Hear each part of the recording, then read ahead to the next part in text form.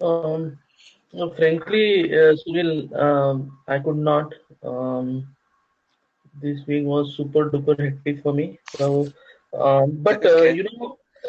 but we had some discussion between me, Sunil Pathak, and Sharad over the week. Okay. While Mm-hmm. walking, we were discussing a lot of points that you taught us last week. So, Okay, but that's not in nice. a formal way, not in a formal way. Uh, Which is okay, as long as you keep having the discussions internally also. Uh, you don't forget things. Otherwise, what happens is when if you don't discuss anything during the week, when we meet for the next week, everything is gone. No, that's right. That's absolutely right. And what I also did was I took the printout of that Satoshi paper. I wanted Okay. to read it from a long time, so I read it once, but I think we need to read it like Gita multiple times. Yeah, Then and only we can it understand. is, yeah, and it is a little complex because it is written by a developer or Yeah, developers. yeah, yeah. I was surprised. I thought that it would be from business point of view, but when I looked into No, it, the no. way he has explained it is, yeah, you are right. It is from developer point of view.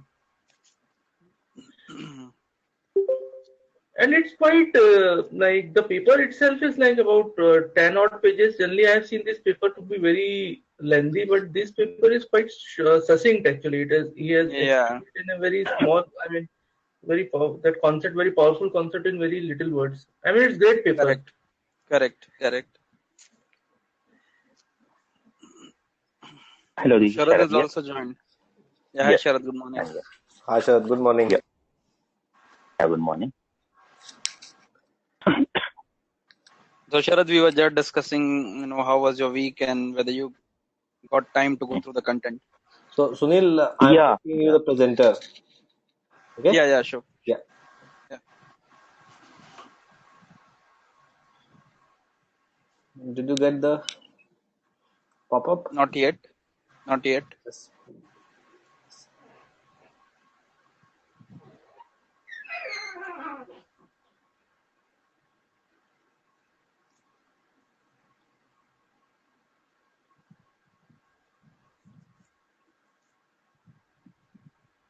Now? Mm, Hello. still no. Wait, just a second. Let me check. Okay. Now you will get it. Yeah, Yeah. got it now. So are you able to see my screen now? Yes. Yes. Okay, so before we begin for today's content, I will just go over the quiz to see. So did you all try to solve it or you haven't seen it? You didn't get time? Yeah, I It went was through that. pretty simple. So from, Okay. yeah, yeah. So we can go through. Okay, then let's just discuss it. So the first question, what is blockchain? Can you tell me your answers? So, yeah, I put the first First, one, distributed first, layer. A on a yes, A, first one. first. Okay, so that's the right answer. Yes. What is cryptography? So what did you I guys think this is choose? also first one. First, Yeah, first one. Okay, that's also but right. is my question is this the right description for this cryptography?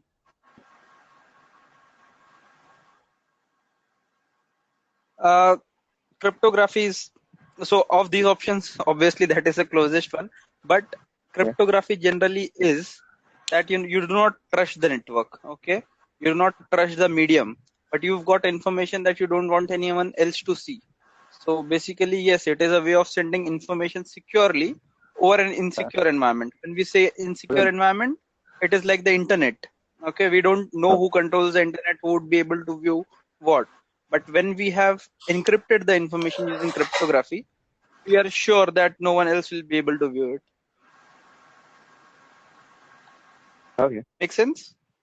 Okay. Yeah, that was the closest one, so I selected. Yeah. Next one. The mind on the network. Third one. Third one. Someone said D, No, or everyone C. says C. C, C, Yeah, C. Mine is that's also C. Okay, and the fourth one? D, the last one. Yeah. For others also think it is D. Yeah, D. For, I'm Yeah. not familiar for Satoshi. Yeah, so I'll go with D. Okay, the answer is D, and we did discuss it that it is Yeah. 100th of the millionth of a Bitcoin. Okay. So it was sort of a memory question. So if you had revised, it would have been very easy. But yeah, it's okay. Next one. D. D. Who can contribute to the Yep. network? Yeah, that was simple. Yep. Sixth one. How do Bitcoin nodes working as miners make money? Again, D. Mining. D. Yeah. Correct. That is the mining reward. Next one. C. C. What is a node? C. Yeah. Computer on the blockchain. Yeah. C. Yeah, correct. What is a miner? C. D. It should be D, I think. Yeah, it is D because it is Oh, not a sorry, sorry. person who does. Sorry, Yeah, sorry. yeah, D. D. yeah. Still waking up. Ninth one. C. Yeah, no problem. C. Where do you store your cryptocurrency? Wallet. Yeah. Yeah, that's correct. And we'll see the type of wallets today.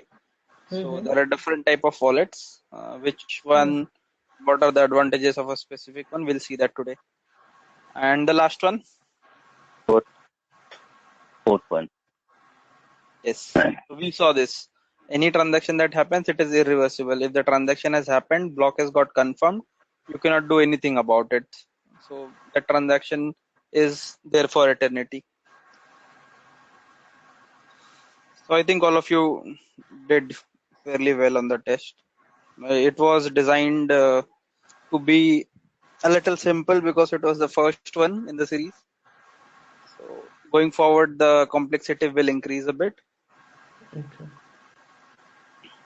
So Okay, so before we go yeah, on the 10th question, I was having some discussion with one of my friend who is in financial domain. okay. So this transaction irreversible. So what he was saying is like it's fine when your network is kind of not very widely accepted and people have just started using. But he says that at some point of time he envisions that these transactions were reversible or negative. Generally, what happens is like if I transfer you $100 by mistake, then bank will do a -100 credit in order to again reflect it back. So he was saying at some point this may be needed in the blockchain or in the Bitcoin world. If you're going to Uh, cover later, you can cover. Otherwise, no, you no, can just oh, yeah, no. So I will answer it right away. okay. In banks, yes, it does happen, right? Yeah. Why does it happen? Because bank is a central intermediary who Yeah. controls both the parties. Now today, for example, if you were to send, say me and Ashok both have got accounts in ICICI Bank. You Hmm. wanted to send money to Ashok, but by mistake you selected my account number. Okay, Right. money has come to my account. Now Hmm. you call up ICICI Bank. Your account was also say in ICICI Bank. You Hmm. call them up and tell, this is a mistake that has happened. I wanted to send money to Ashok, but by mistake I've sent it to Sunil.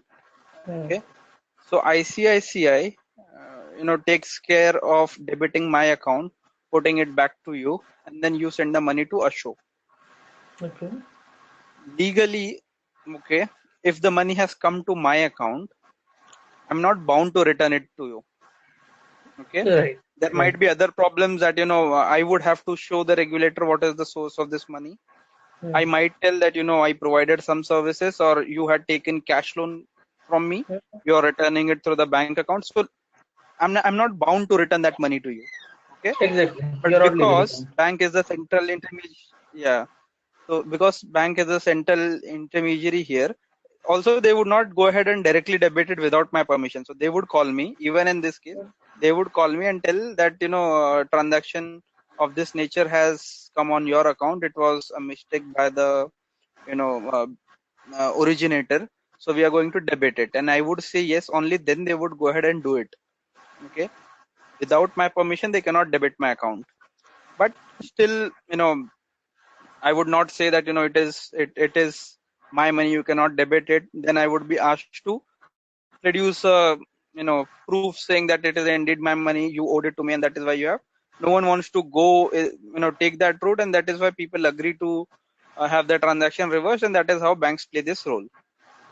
Now, by design, Bitcoin does not have an intermediary, correct? Right. So if a transaction has happened, it has happened. There is no way it can be rolled back. Your only respite is if in some way you could contact the other party and tell them, which is not possible because you don't know who the other party is. Like it is like those earlier days of prepaid mobile recharges where you input one digit wrong and someone else's mobile gets recharged. You cannot do anything about it. All you can do is call up the guy and tell him, by mistake I've recharged your account, could you do the same for me? If he agrees in good faith and it does it for you, okay. Otherwise, nothing can be done about it. The transaction has happened and it is irreversible. So on Bitcoin blockchain, for now, there is no possibility of that. Where it can happen is in the permission blockchain. So the permission blockchain would be set by financial institutions or people who trust each other, right? So they would also have a central node, okay, which would be processing these transactions. Now, if in such an environment your transaction goes wrong, you are able to prove that it was a transaction that went by mistake, and they have provision to reverse it. It can happen. But in the Bitcoin blockchain, which is permissionless, it is not possible. If a transaction has gone, it has gone. Yeah, that's what on that day Sharad I think was explaining me that in permission blockchain, yeah, they are right. Yes, yes, thank you. Correct. Yeah, I Yeah. Okay, so So, we'll start Sunil, with today's content. Before that, yeah, Sunil, I think if go you on. can repeat two or three concepts which we did last time. One is this Yeah. proof of work and proof of stake. Okay. Just the difference between these two and where it should be used. So proof of work is you prove to the network. Okay, in both the cases you are part of the network.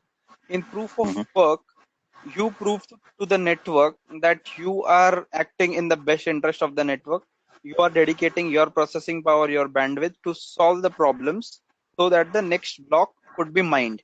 Okay, so that is why it is called proof of work. You try to find the hash and the nonce, right? We saw what is nonce. So you work very hard using your resources to find the next nonce and the next hash. Okay, that is your proof of work. When you announce the nonce and the next hash, you've proved to the network that you have done a lot of processing to arrive at that particular nonce and the hash address. So that is proof of work. Now in So proof of that is stake, okay, done through computer only, right? So obviously, actually, obviously. okay. Okay. Proof of stake is, so for example, we designed a new blockchain. Okay, say let's call it MCAL coin. Okay, so we deployed the MCAL coin on the blockchain network, and we decided MCAL coin can have, say, 1 billion coins, and for now we are releasing 10 million coins, of which we are distributing it to say 20 top guys. Okay, we identify those 20 guys. They pay certain amount to me. Okay, it could be in USD, it could be in any other method, and the coins are equally distributed among them, or depending on who made the higher payment, the coins are distributed to them. Okay, like it happens in Ethereum. So say one of the participant, of the 10 million, one of the participant holds 2 million coins. Rest, someone holds 50K, someone holds 100K, that sort. Now when, say, there are 200 transactions to be processed on the network, okay, depending on my stake in the network, okay, I will be allowed to mine those networks. I will be allowed to mine those transactions. Okay. So if I am the person who is having, say, 20% stake in the network, I will get reward of 20% transactions. So you are kind of a reservation. It's kind of a reservation system. Yes, that is why it is called proof of stake. You have a stake in the system, Mhm. okay, and you mine based on that. So that is why it is called proof of stake. Okay. And both of these are possible in permissionless and permission both blockchain, or just That permissionless blockchain? yeah. So permission is different. I mean, permissionless is different. That depends Mm-hmm. on who gets to mine. Okay. Mm-hmm. So you could decide that no, I'm going to use one of it. I mean, permission or this one, but I'm still going to use proof of work, right? So you would still identify which nodes in permission. You would still identify which nodes are allowed to do this. But to keep the complexity high, you would have proof of stake or proof of work. So that consideration is up to you. That comes with the underlying. So all of these are open source systems, right? So I will show Mm-hmm. you for Bitcoin also. The code is freely available on GitHub.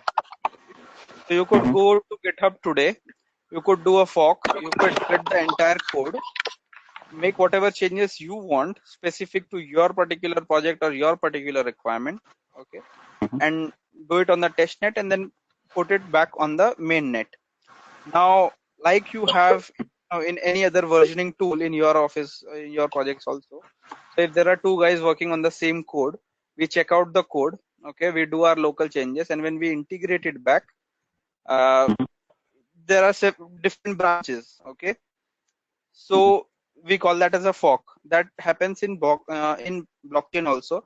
In Bitcoin also, there's a term. I mean, it is used as the same term. Fork has happened. So whenever someone wants to better the network, okay, or someone wants to add additional features to the network, okay, they will fork the network. From there on, whoever wants to be part of that network will add the blocks only on that particular leg or that particular Mm-hmm. branch. Mm-hmm. So on Bitcoin, a lot of forks have already happened. Similarly for Ethereum also, a lot of forks have happened. So tomorrow you Mm-hmm. want to do a fork, you propose something. If people like your idea or like the feature that you're offering on the chain, they would join your fork also. Okay. Um, yeah, so just one related question. So this uh, proof of stake and then this proof of work. So what I was thinking about it. So this proof of work is needed only in the permissionless blockchain, because in the permission So blockchain. by design, correct, you are correct. So by design, in permission, you don't care much about trust because you know the nodes who are doing the processing are trusted Right. parties, right? Mm-hmm. So there they just have to get their share, of basically their stake of the processing power that they are providing. They get the transaction fees based on that. Okay? That Mm-hmm. is why in permission you would normally go for proof of stake. In Okay. permissionless, you do not know the person. Okay, you do not trust anyone. Okay, Okay. that is why the mining condition is kept ridiculously high. Okay, the complexity is Mm-hmm. very high. So unless a person is genuinely interested in earning the mining reward, okay, he would Mm-hmm. not go there because otherwise he would be spending a lot of resources getting nothing. Mm-hmm. Correct. So that is why it is kept as proof of work there. When you show the intent, when you show the work that you have done, the resources that you have Mm-hmm. spent, that is when the network recognizes your effort and you are rewarded for it. Unless there is Okay. incentive for the person doing mining, okay, he will Mm-hmm. not do it because if I want to mine using my personal PC today, I would not be able to mine a single coin. Okay, So even in if I keep it summary, running for the entire day. yes, in summary, we can say that the proof of work is needed in the permissionless and proof of stake is needed in the permission. Is that the Correct. right statement? Okay. Yes. Yes. Got it. Mhm. So, And yeah, go ahead, Vinay. no, no, go ahead, Shivam. Please go ahead. Yeah. So the other question I had was this DApp. Uh-huh. So DApp is like our mobile app or something like that, so where we can develop some application. Yes, it is like a Play Store where you can develop your own, applications can be used by others. not as intuitive as an Apple store or an Android store, but it provides you with a platform. So like what Play Store also Mm-hmm. does is, right, it provides a Mm-hmm. platform where you can publish your application and anyone who wishes Mm-hmm. to use it can use it. So similarly for Okay. DApps also. Okay. Okay. Got it. Okay. That's all from my side. Yeah. Thanks for that. Yeah, someone else also had a question, I think. Yeah, so this is Vinay. So, like I have heard that there is a lot of blockchain implementations currently happening. Recently, I have read that Andhra Pradesh government is implementing blockchain for all Yes, their land records. So, correct. so when they are doing this, so it means that they have forked on this Git repository and they have created their own blockchain using that for their land records, or is it like they can do it on their own? I just want So to it, understand. I am definitely, I mean, I don't know about the specific implementation, but I'm sure it Uh-huh. won't be a permissionless system. It would be a permission system, Okay. wherein the only purpose here, what they're trying to do is mostly what the all the projects which are trying to do this kind of stuff. There are other governments also who've done this, who already have their land registry on blockchain. Mm-hmm. Okay, so the purpose is if it is on the blockchain, it is viewable by everyone, right? Currently, what happens is a lot of land for which there have been no owners for a long time, or if it is a government land which has not been claimed for a long time, people try to get hold of that land, forge papers, and sell it to someone. Right. It takes long before it is identified that a fraud transaction took place, and it is usually the party who paid the price for buying it who ends up losing all the money, because the land never belonged to the person who sold it. Okay, Right. so to get rid of all those problems also, I'm not sure if anyone of you have experience buying properties. You I mean, it is a lot of legal trouble, wherein the lawyers or the legal counsel will go through the land record for decades. Okay, Right. Right. so Right. Right. Link record right, they call it as link correct, record. correct. So you have to have transactions of, the title deeds for all the parties who held the land. Now Exactly. a lot of times these papers go missing, or Right. even if they don't go missing, paper deteriorates after few decades. So it becomes very difficult to find out what is written on the paper or who the correct owner is, or paper sometimes gets destroyed. So to be able to find that record again from the government records is very difficult. That is why they are trying to put it on the blockchain.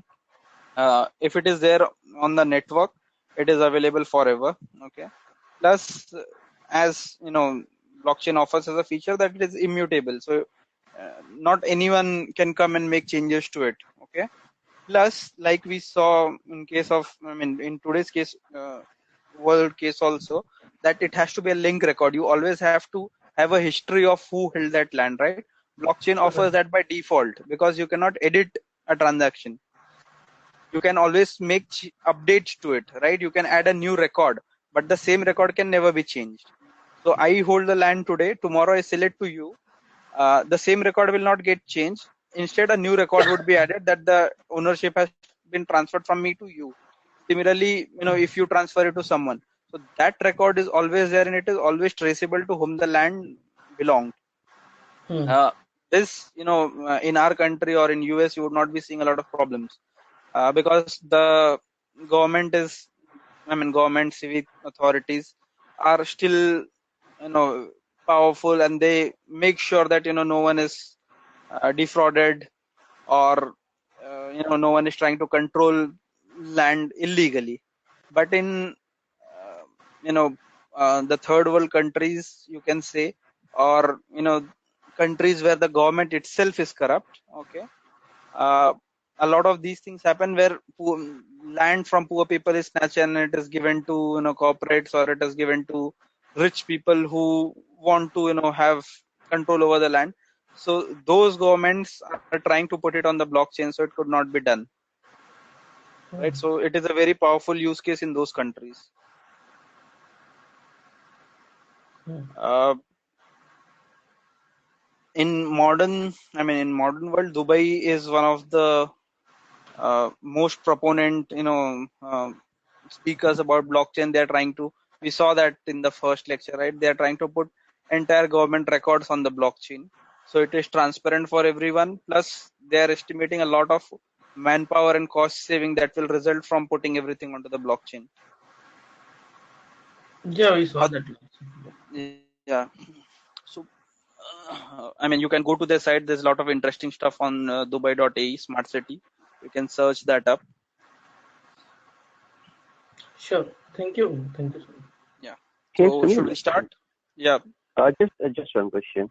What do you Yeah. mean by permission and permissionless? Basically, means the Okay. blockchain anyone can come and anyone can join and start mining. And Permissionless is anyone can come, anyone can join, anyone can start mining.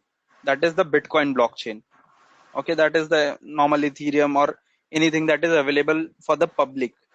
Permission is when I don't want everyone to come and do these transactions, okay, or have rights to add a transaction. They can view what is there on the ledger, but I don't want them to be able to add a transaction. Where these cases will apply is a consortium of banks, right? So there are 10 banks who decide that we do a lot of transfers to the through the local clearing house of the country or through Swift or any other mechanism, or checks. Basically, I draw a check on other banks, so they have to pay it through the local clearing house. Instead of going that route, we 10 banks come together, form a consortium, form a blockchain that only 10 of us can access, and we will share the transaction details over the blockchain with each other. Okay, our customers can come and view the transaction, so they will be able to view that the transaction has taken place when they initiated it, but they cannot do any other updates or additions on the blockchain. Not everyone in our banks also will have access to it. So for example, you have HSBC, you have Merrill Lynch, you have JP Morgan, etc. in the consortium. Okay, HSBC will appoint one of its servers, so it will whitelist that only if a transaction is pushed on the network from this server with IP this etc., only then you accept it as a transaction from me. Apart from this particular node, if anyone sends a transaction saying this transaction is from HSBC, please do not accept it. Okay, because from my side the permission is only for this particular node. Similarly, other banks will also do it. Okay, so they are trying to control who puts the transaction on the network. That is permission blockchain. means that is similar as like we can say private blockchain. Am I Yes, right? yes, definitely. So in case of Andhra government, are they creating a permission or permissionless? No, I don't know the specific implementation. I will Okay. check it out. I will respond I to you mean, tomorrow. But it I would mean, be, yeah, it would be a permission definitely. It is okay for everyone to come and view who holds the land, but they would not allow anyone to make the change, right? So that right would still remain with the registrar. Okay, you do a transaction, you pay the government its fee, and only then they would add a new record saying the land ownership has changed from person X to person Y. So they would keep it permission definitely. okay. So we are saying in permission case, there are few persons who will be controlling that blockchain. And on So the other it side, is, yeah. we are saying based on the hash, only our blocks are linked. So if assuming there are 10 persons they are controlling, they can go anytime, they can change the hash of the previous block. Am I right? They will not be allowed to change, but still say you tweak the implementation in such a way that you can go ahead and change Yeah, that the is hash as of like the a linked list. previous. You have to go back, you have to change the value Correct, and correct. create another hash and add in the current node and next node. That's all. Agree. Uh, by design, then it no longer remains a blockchain. Okay, but consider you still allow that in your particular implementation. You had that option where you allowed the particular node to go back and make the change. One, everyone in the network would be able to see which was the node who went and made these changes, right? Second, it was a permissioned blockchain by design, by Yeah, you know no, you defined got it. it that way. Yeah. It means those persons will have the ownership of that blockchain in another way. Yes. Okay. So it is like your bank going, today and updating your balances to an incorrect one. Can you do anything about it? No, because they are the custodians of the No. data. But will they do Yes. it? No, they won't do it, because you would find out, you would raise complaints, and they would get penalized Okay. by the regulator for it. Okay. So in future we are going to create our own blockchain somewhere. Means using Ethereum or something else. Means it's like what Uh, I'm expecting in this hmm, course basically. hmm, hmm. If I have some company, X company, as Uh-huh. like Honda or any or Oracle or whatever, and I Correct. want to create my own blockchain, how will I create? If I have X, Y, Z, Uh, three employees. got it. We will see it definitely when we start with the Ethereum. We will show you how to Okay. set up an Ethereum blockchain. Uh, Okay, that's great. Easiest way, okay, is today. I mean, even if you want to create a blockchain today, just Google Microsoft Azure Ethereum deployment. Okay. Okay. Like an email sign up, it is as simple as that. So it is one click on the Microsoft Azure platform. But we will see that later. We will also see the basic vanilla Ethereum, how we install that, and how we can create our own coin, right? So we will see example of that, uh, how Oh, you no, no, create. no, no, Sunil, I'm not interested in the coin, basically, cryptocurrency. For No, no, my no. So look, system, I want I to got create it. blockchain.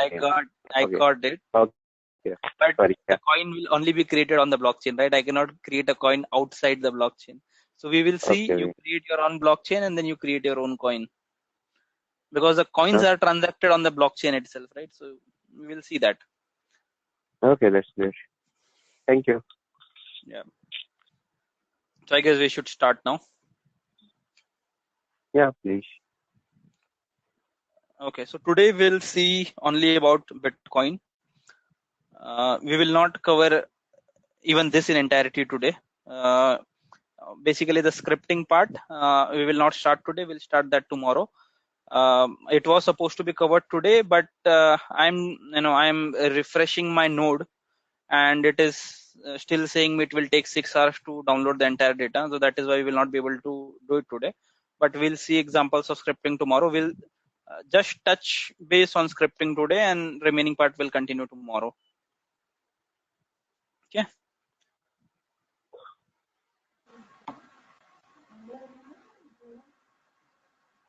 Okay.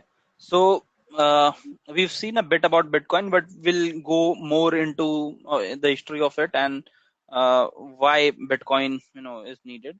So we saw all the problems that were there with the earlier trading systems. We saw the problem with the banking system. So basically, charges and the time it took.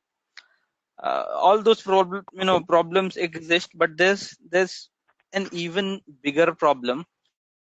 Uh, we don't realize it, because how much ever we would like to say that we are not among the creamy layer of our population.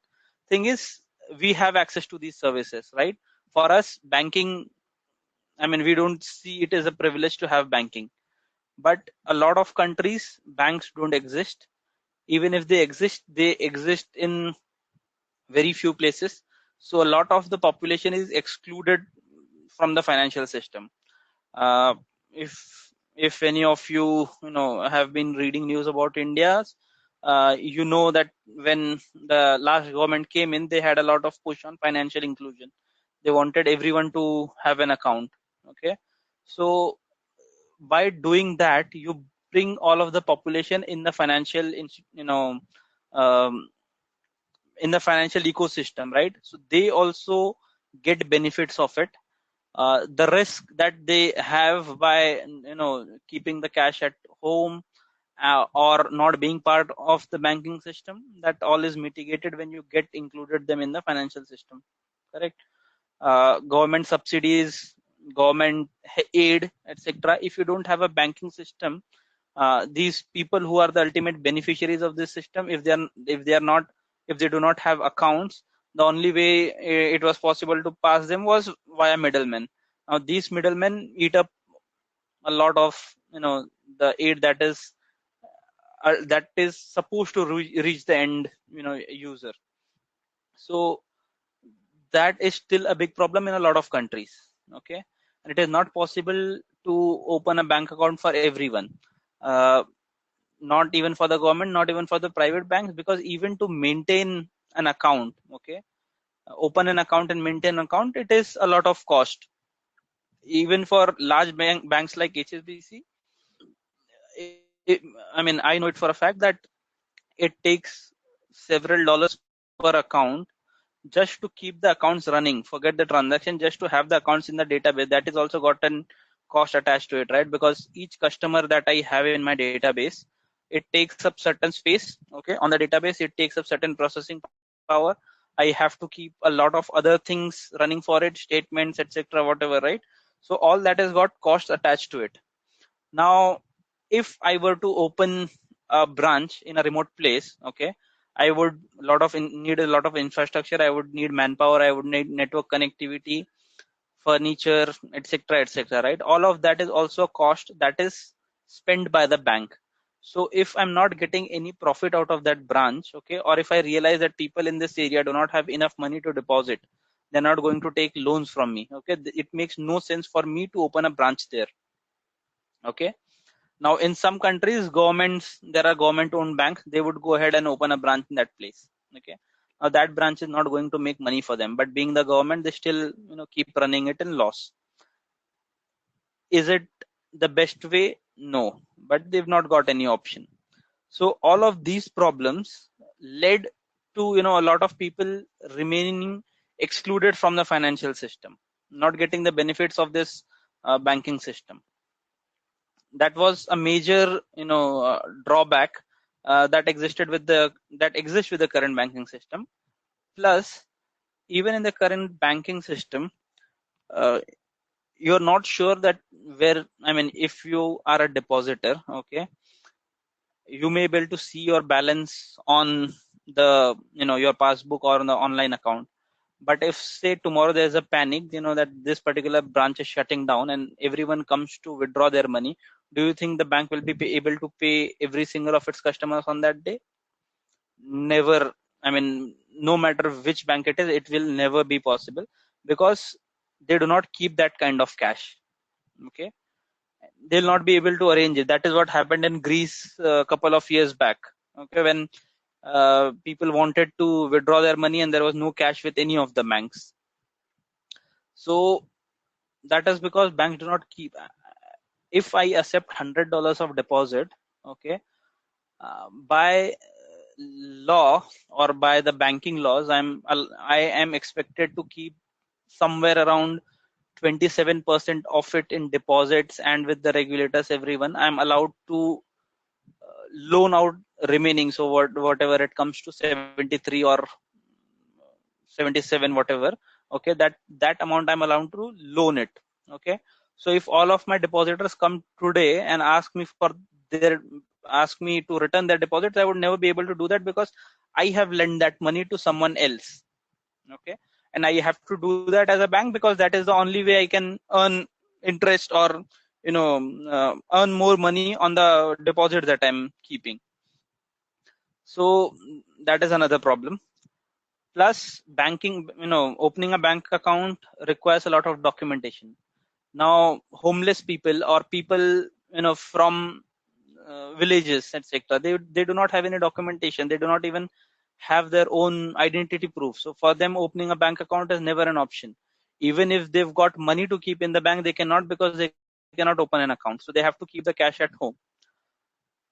Your accounts could get frozen for a variety of reasons. The IT department decides to do it. Now, legally, it is all fine, but the proponents of free market or the proponents of Bitcoin thought that this was not a fair measure. Okay, my account should never get frozen. If it is my money, I should be allowed to use it in any case. Similarly, payments can get blocked, censored. So a lot of sanctions are placed on a lot of countries which indulge in unfair trades, or they indulge in terrorist financing, or they indulge in money laundering. So payments get blocked and censored. Now, it does not happen that only those customers are blocked. some of the countries it is blocked at the country level. Okay, like Iran or Syria, you cannot send money there from majority of the banks. Now, even for a genuine person trying to send a money, it is a lot of problem if he's trying to send money to these countries. So the proponents of Bitcoin thought that this is not fair. There has to be a system wherein payments are not blocked or censored for anyone.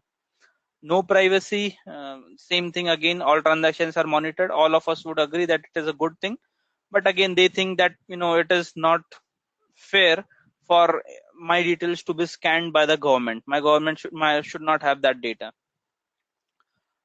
Personally identifiable information is distributed all over the internet and hosted on insecure. So we've seen a lot of cases where banks got hacked, servers got hacked, and a lot of personal information was lost. Sometimes monetary losses have also happened. So these people, they don't think that it is it is a good idea to be part of that system. They want to remain anonymous. No one should be able to know my personal data on the network. Last problem we've seen, payments are slow, expensive, and not always visible to the customers. You make a transaction and the other party does not receive it. You keep calling up the banks. They don't have an answer where the money is stuck.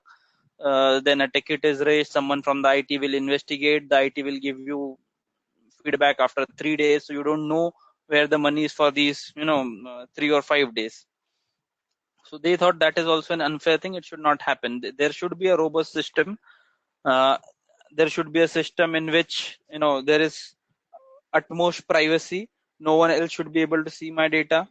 There should be no intermediary. There should be no one who is charging fees for doing these simple transactions. So based on that, okay, there was a movement called the cipher punks. Okay, so there were guys who were constantly trying to make an alternative system in which all of these problems did not exist. Okay, and they would be able to make payments to each other without going through a middleman and without their details being shared over the network. So we saw some of these examples or these names in the first lecture also. So Hashcash started by Adam Back, then we had B Money, Bit Money by Vedi, and then we had Arpaw, then we had BitGold, which was started by Nick Szabo. Ultimately, they went bankrupt. So all of these guys, they were a group of technologists, right? And they would, their purpose was to achieve privacy and security for payments on the internet for everyone. Okay, and the only way they could do it, or anyone could do it, by using cryptography. Okay, and there had to be an anonymous currency which was not controlled by the state but by laws of cryptography. A major push to this was the 2008-2009 economic crisis, wherein everyone wanted the Fed to audit the books, to get their books audited. But a lot of people thought that it was bad idea. No one should be auditing the Fed's books, which these people thought were unfair. That it is our hard-earned money which is placed in the banks. The banks have lost it due to reckless lending, and now there's no answer to it, and no one wants their books audited as to where this money was lost. So it is not a fair thing. And for these banks to be bailed out, it is again the taxpayers' money that the government bails out these banks from. So it is unfair to the taxpayer that due to someone else's mistake, they have to be taxed for it. So while all this was going on, this team, these guys called the cypherpunks, received an email, okay, from someone named Satoshi Nakamoto, who said that I've been working on a new electronic cash system that is fully peer-to-peer with no trusted third party. And the paper is available at this particular location. Go ahead, read it, and the main properties, etc. We saw what the paper was, right, last time. Hello, you guys there? Yeah, we are listening. Yes, Sunil, I did. Okay. It was it was a long silence, so Okay. So when this note arrived in 2008, okay, people started, I mean, taking it seriously, because the main problem that existed in the network was the problem of double spending. Okay, and this paper claimed that it had already solved double spending. So if you read the paper, you would see that it starts with the same thing. It talks about double spending, and it talks about how it has solved, and how it will use cryptography. It also gives you the probability at the end, etc. Right? So 2008 this paper came out, and 2009 Satoshi himself started the network and put the first Genesis block on it. So we saw this one. I'm not going to repeat it. I've just kept it for continuity's sake. We'd seen this last time. So that is how Bitcoin came into existence. Okay. Um, at the start itself, it was decided that it would have a limit of 21 million coins. Okay. So it was kept deflationary in nature. Now our current currency is affected by inflation.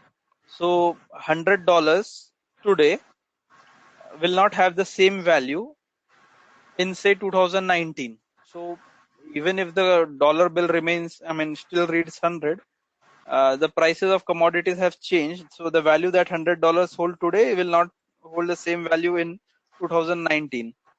Similarly, the value that the dollar had say in 60s is not the same value that it has now. But in terms of Bitcoin, it is said that since it is limited in nature, okay, uh, the value will always go high. It is deflationary in nature instead of inflationary. Earlier, even our currency, how it will happen? yeah. So earlier, even the normal currency that we have, the fiat currency that we have, okay, it was bound that, for example, if the Reserve Bank decides to print 10 million worth of dollars, they would have to deposit exact amount of gold in the with the central bank. This happened in the US for some time, and then the government decided that it is not necessary. We are the US government, whatever we issue holds value. So they started printing the dollars as and when they need it. It is not really backed today by gold or any other commodity like it happens in other countries. In the US, it does not happen like that anymore. I mean, not now, it has not been happening for a long, long time.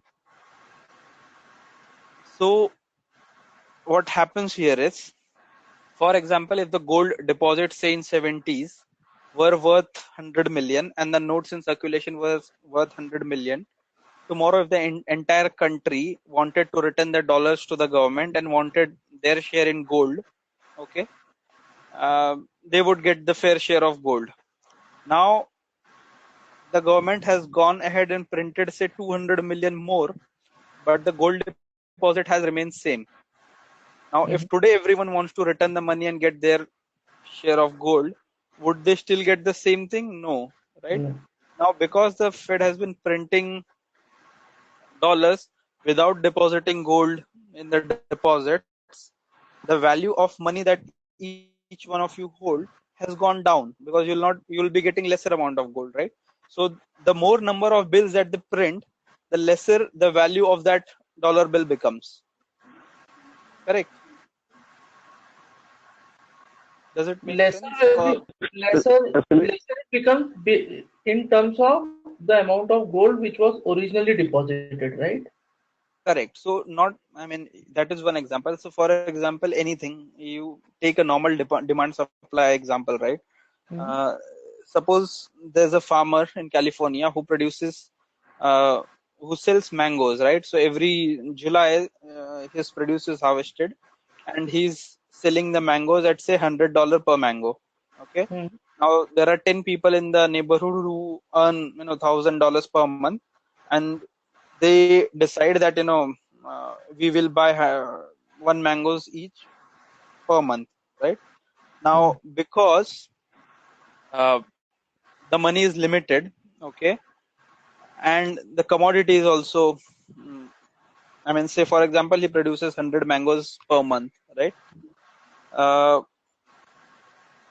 if I printed extra dollars and gave it to everyone, okay, Hmm. they would have more buying power, correct? Hmm. So Hmm. because they have more buying power, they are now willing to give more money for the same mango. So for example, each one of us wants to buy that mango. I've got surplus dollars, so I will say, instead of selling it for 100, I'm paying you 150. Give me all of it. Okay. Has the value of your $100 gone down? Not on the note, but actually it has, right? Because now everyone holds more money. So the value of money that we cumulatively have has gone down. Right. Um, Tell me if it is still confusing, because this is a very classic, economics thing, that if there's demand, okay, the price will go high. If the supply is more, okay, the price will go down. I mean, for any other commodity you think. So for example, Apple iPhones, right? Or not just iPhones, anything that is limited edition, okay, the price is always high. But anything that is not limited edition, available freely, the price is always low, because there's more supply, okay, there's not that much demand, so people are not willing to pay for it. They are not willing to pay a premium for it. But if there's something which is limited edition, people will pay a premium to buy it. So not everyone will go ahead and buy it. Only people who have that kind of money will do it, right? So that determines the value of your money.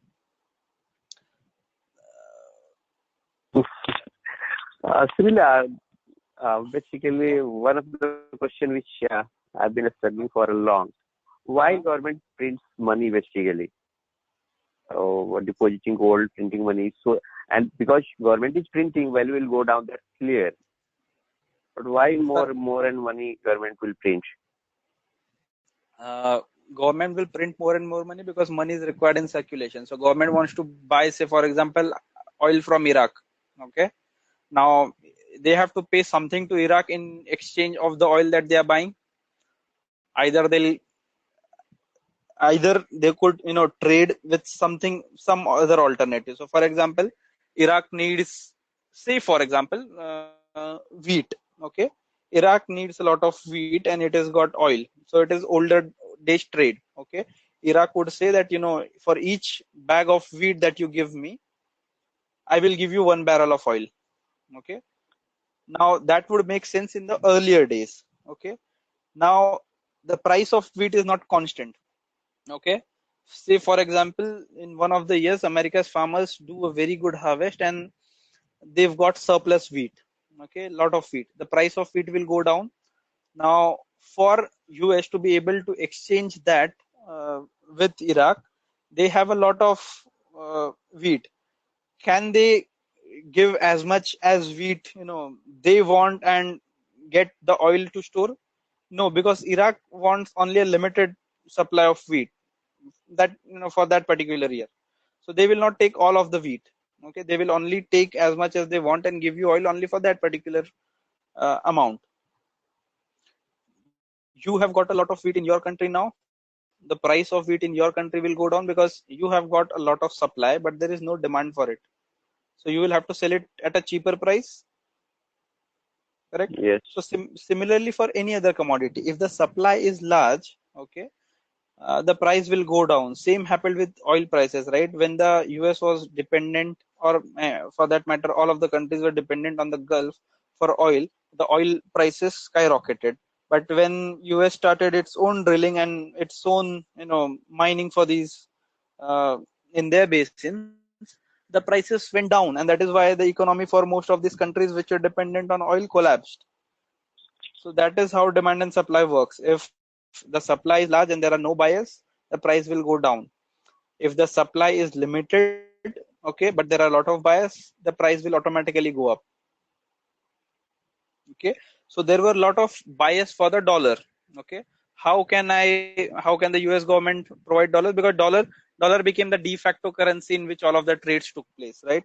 Uh, for example, I want to go and buy something from China using Indian currency. Now they don't trust the Indian currency because it does not have the same respect uh, Mm, as the US dollar, right? So what China would correct. say is, let's agree at a price for this commodity. I would be able to sell it to you at $50 a piece. Okay.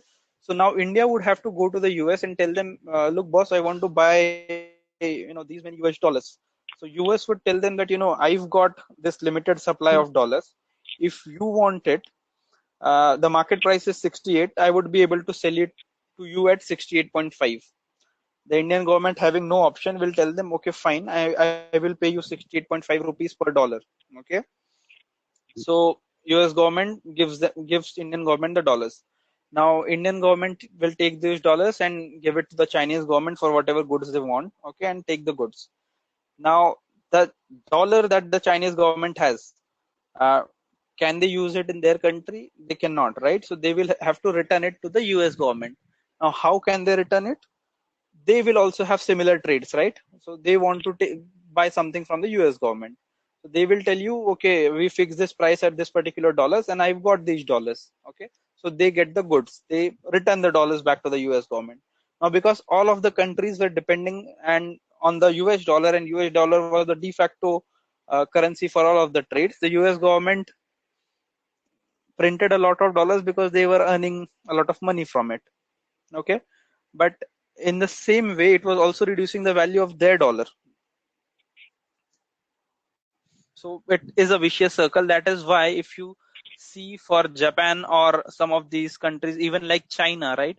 China maintained a low price for its yen for a long time. They did not allow it to grow because they did not. Okay. I mean, China is very smart in that we can have a one-day lecture on China policies, but they are a country that everyone should learn from.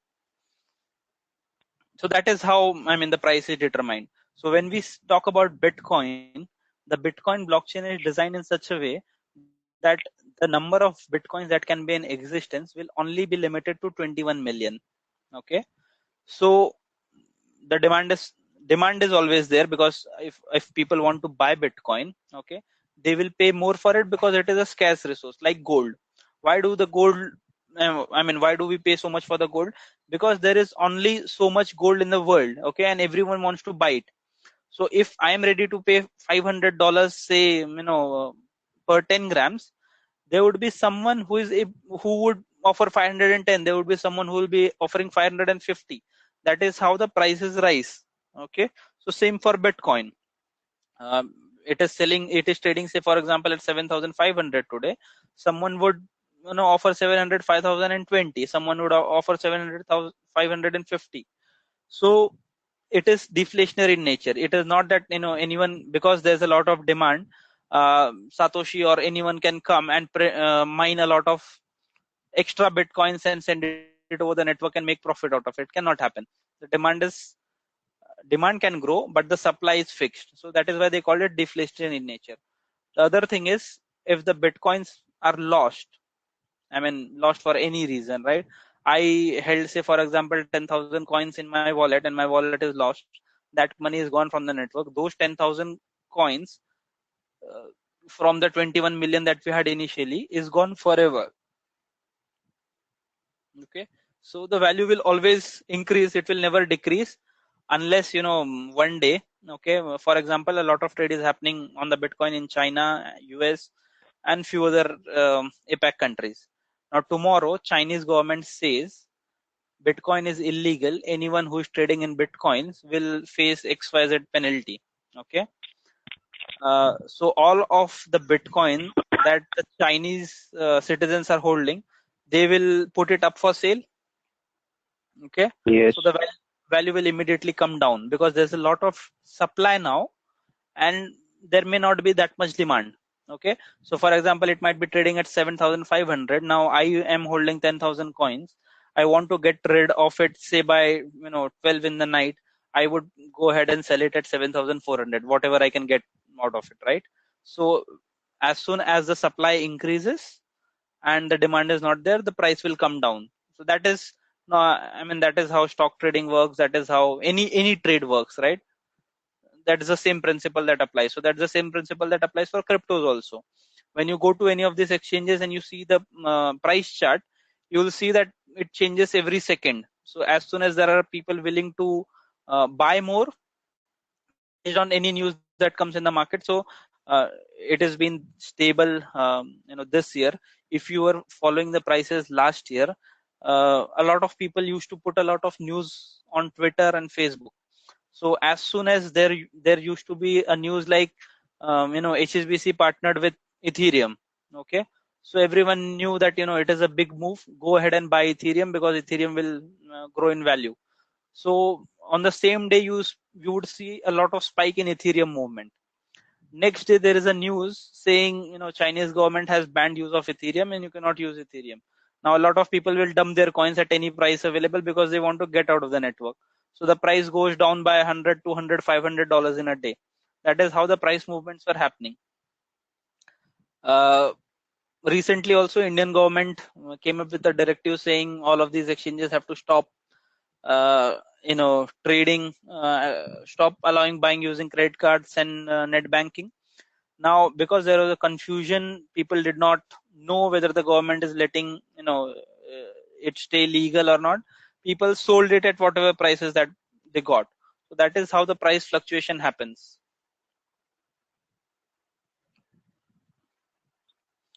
Did I answer your question? I mean, I took some time in there because I wanted the concept to be clear, but is it clear now?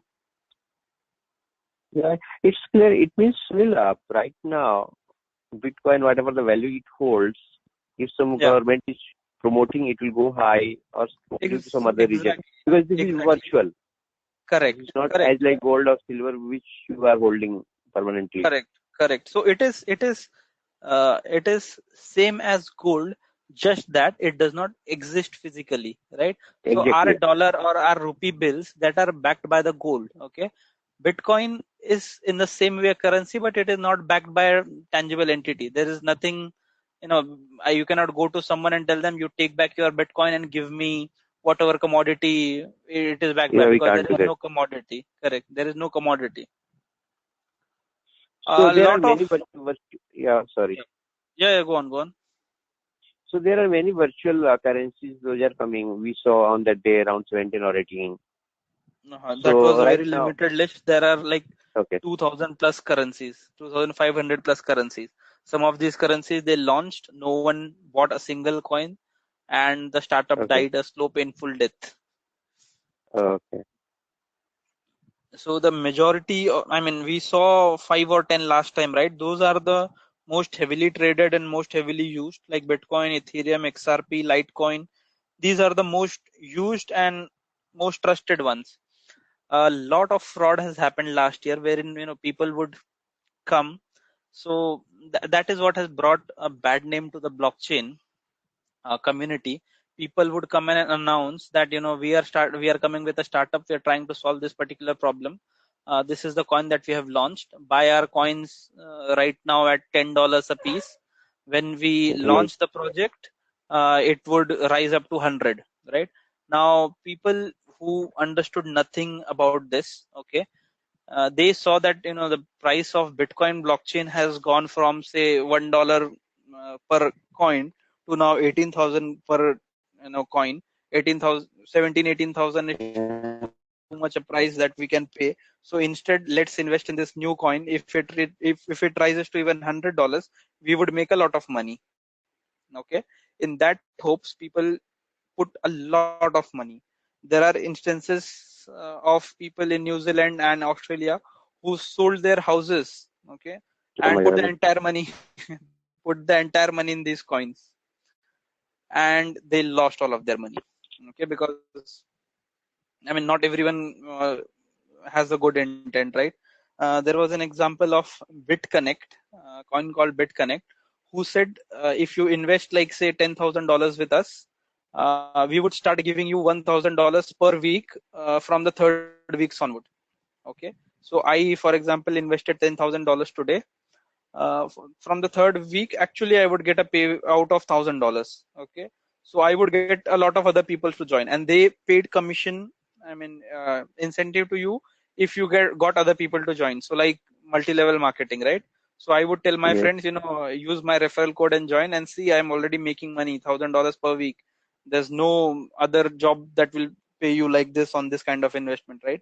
So they got millions and billions in investment, and one particular day they closed the network and the guy is absconding now. So he's got more than 100 million worth of dollars of people money, and no one knows where he is. Yes. That kind of frauds have also happened. So that is why, I mean, in the first lecture itself, I said it is a very risky venture. Only if you understand it, only if you are able to, stomach that kind of risk, get into this. Unless you don't understand what it is, don't put your money, because a lot of people got pulled in seeing the price fluctuations and everyone talking about it, and no one wanted to miss the bus, so everyone started investing. But if you've not done your research, if you do not know the authenticity or the validity of that particular coin, do not invest into it. So in simple way, this is as like a share market. The coin trading, yes, definitely. I mean, any trading is like share market, yes. uh, but people found innovative ways to fool. So Yes. I mean, last year there was a cyber attack wherein they would install a virus on your PC, they would encrypt your entire hard drive, and they would ask you to pay in bitcoins to get the password to decrypt it. I don't remember the name of the attack, but it was pretty wide. They were targeting corporates. Okay, Yes. so Last year it was. yeah, I remember, right? So Yeah. now, if they wanted to do it using the normal banking system, it would have been impossible for them, because for that they would have to have a bank account. If they had a bank account, the agencies would easily be able to track them down. But because it is blockchain and you are anonymous on the network, no one knows who this money was going to. Yes. So obviously the technology has got a lot of good points, but it also has got a lot of bad points depending on how people want to use it. So is it a Ponzi scheme? No, it is not. But you have to be careful as to what you are getting into. I spoke about BitConnect. Anyone with a sane mind would know there is no business, no investment that would get you $1,000 per week on a $10,000 investment. That is insane. That kind of model cannot sustain. But if you still go ahead and invest in that kind of model, I mean, you have made a conscious decision, a bit stupid one, so you will have to pay the price someday. So what it is basically a sound pure digital money and combines the concept of cash and ledger. And it is the most transparent monetary system that exists. It provides a new way to prevent arbitrary copying of digital data. So basically double spending problem, it solves that without the need of a trusted third party. It is a fascinating social experiment in the sense that the cash or the nodes that we have, it is driven by the government. We trust the government, we trust them as the big brother who will take care of. I mean, you take a genuine note to a shop and the shopkeeper cannot deny you that I will not sell you goods for this piece of paper. Okay, that even though it is a piece of paper, it holds the same value to everyone. In case of Bitcoin, it is a social experiment in the sense it has got no backing, but still people are willing to believe in it. People are willing to trade goods. People are willing to trade currency in exchange of it. Okay, so it is an incentive driven coordination game with no clear governance model. So if you did not know about blockchain and I came to you with a proposal that I think this is a system that we should put, everyone would ridicule it. That with no one as the trusted party uh, doing these transactions, it will never work. But it is working. So it is fascinating in that sense. Now, why use bitcoins? We saw a lot of these, but we will go through it again. Decentralized, there is no censorship. So there is no central controller, right? No one can say, for example, to the US government can say that no one can trade in Iraqi whatever their currency is, right? They can put a sanction on it. Can the government do that on blockchain on the Bitcoin? They cannot, because it is not controlled by anyone, and it is the people who trade using it. Obviously, the government wants, they would make it illegal, and they could uh, you know arrest you and do whatever they want. But can they put hold on the blockchain itself? They cannot, because it is not controlled by them.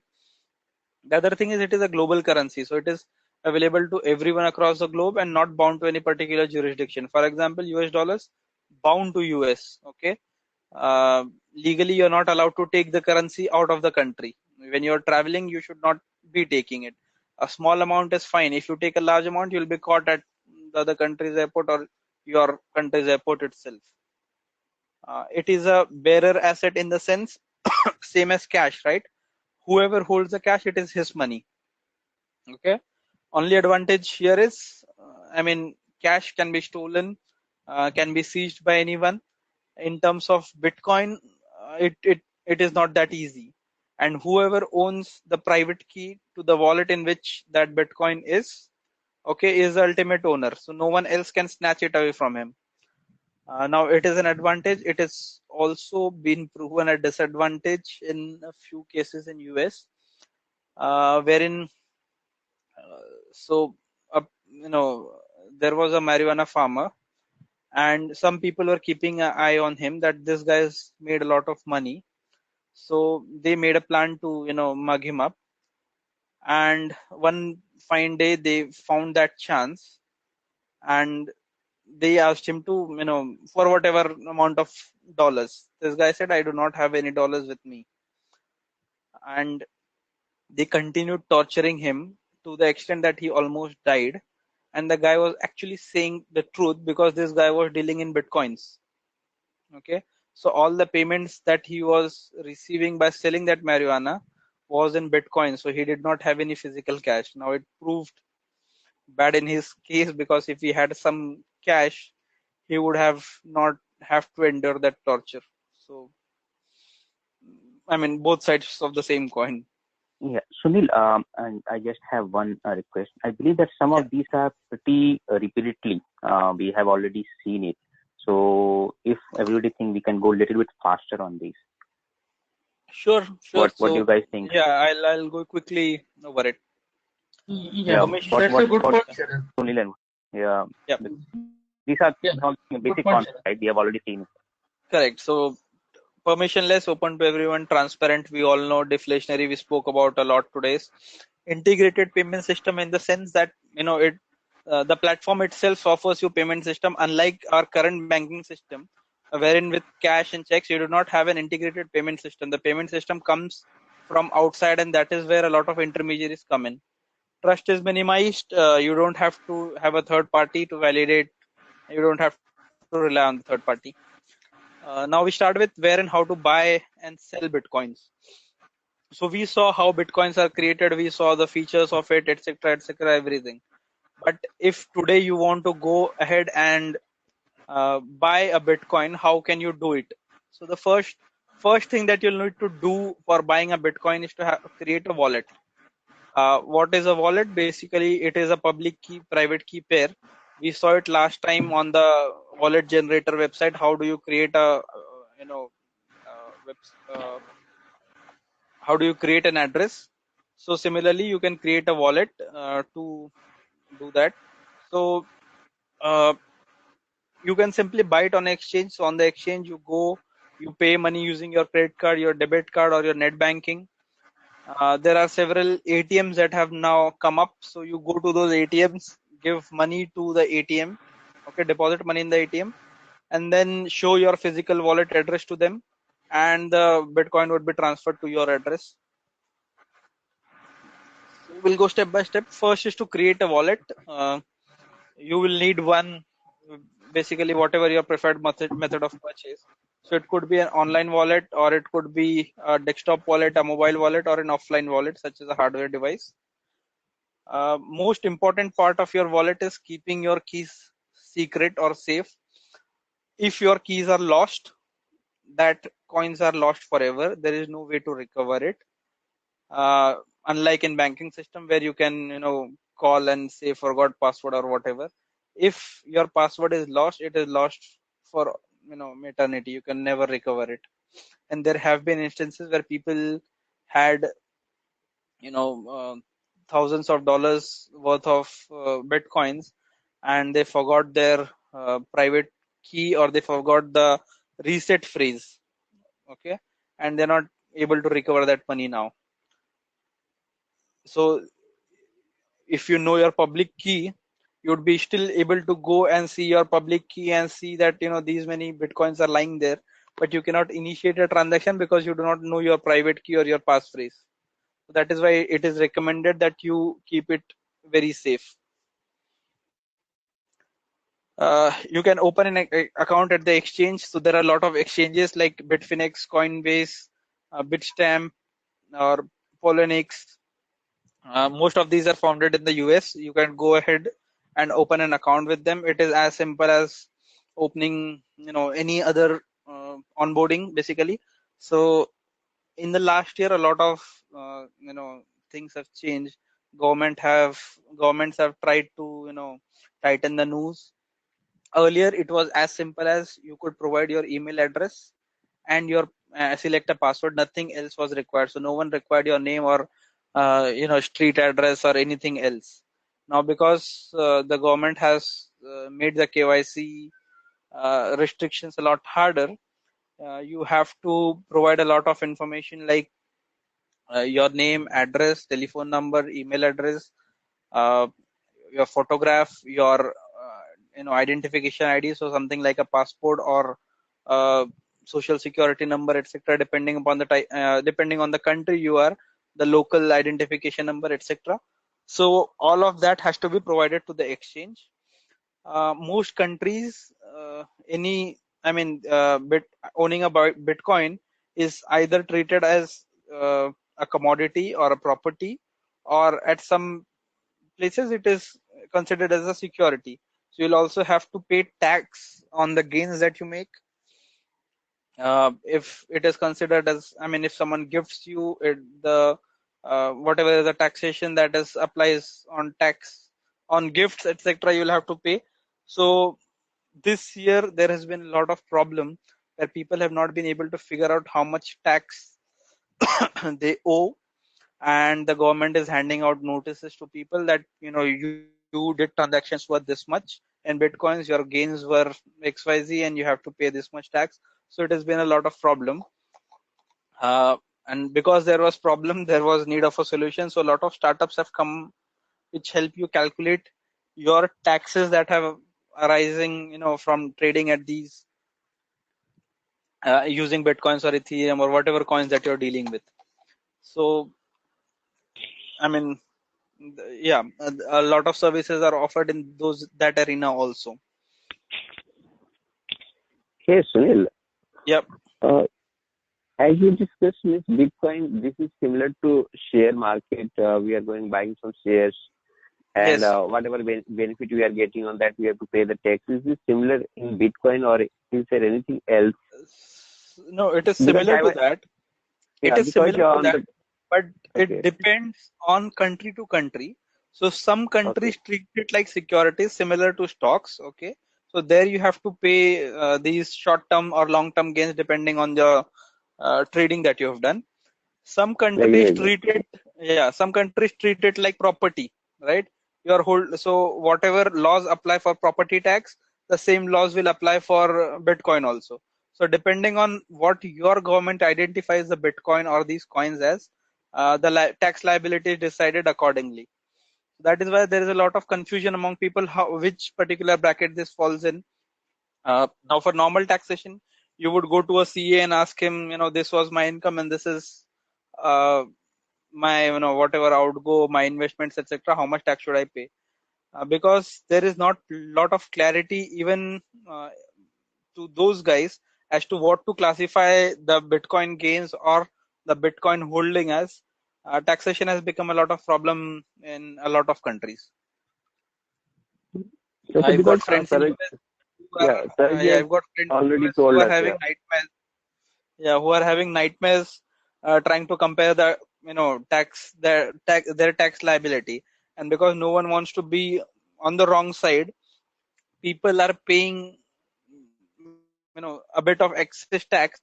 So whenever they get the right computation, they can claim the refund, or even if they don't claim, they don't want to be on the right side with this, on the wrong side with this calculations. So yeah, and the third one is you can buy it with cash. So in the US, you've got local bitcoins. I mean, platform like local Bitcoin, where there, I mean, you could reach out to other individuals who are holding bitcoins and they want to sell it. So you can go to them and exchange the bitcoin for cash. You have Liberty X that lists retail outlets across the US, at which you can go exchange cash and get bitcoins. You have Wall of Coins, you have Paxful and Bitquick, which will redirect you to the nearest bank branch that will allow you to make a cash deposit and receive bitcoins.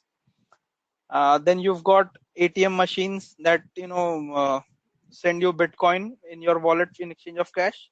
So Coin ATM Radar is one such startup that will help you find an Bitcoin ATM near your place. If you want to read in more detail about this, I've given below links.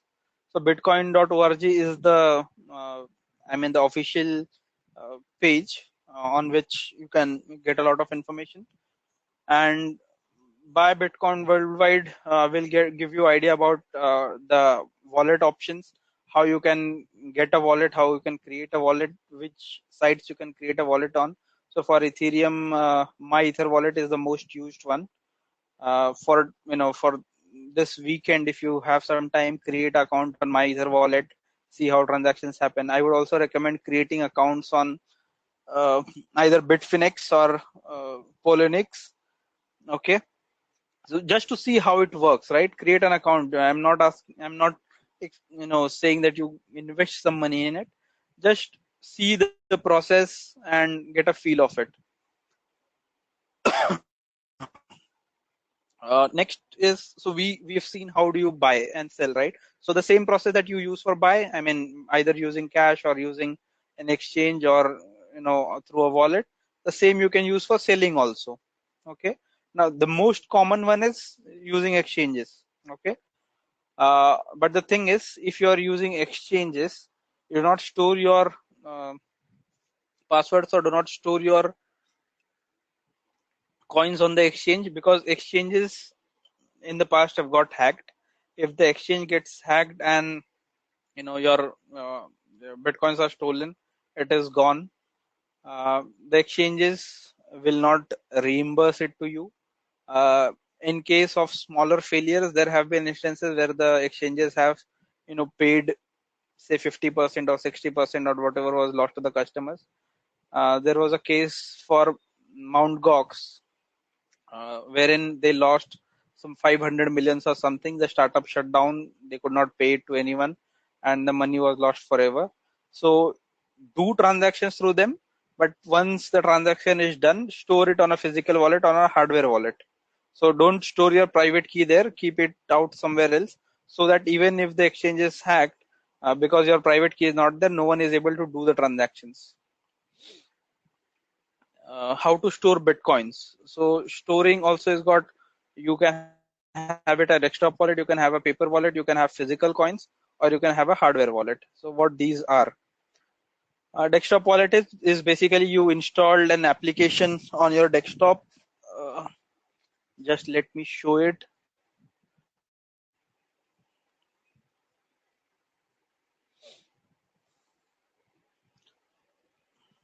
So I've got this Bitcoin core. You're able to see my screen now, right? The application that I'm opening, yes. it is loading.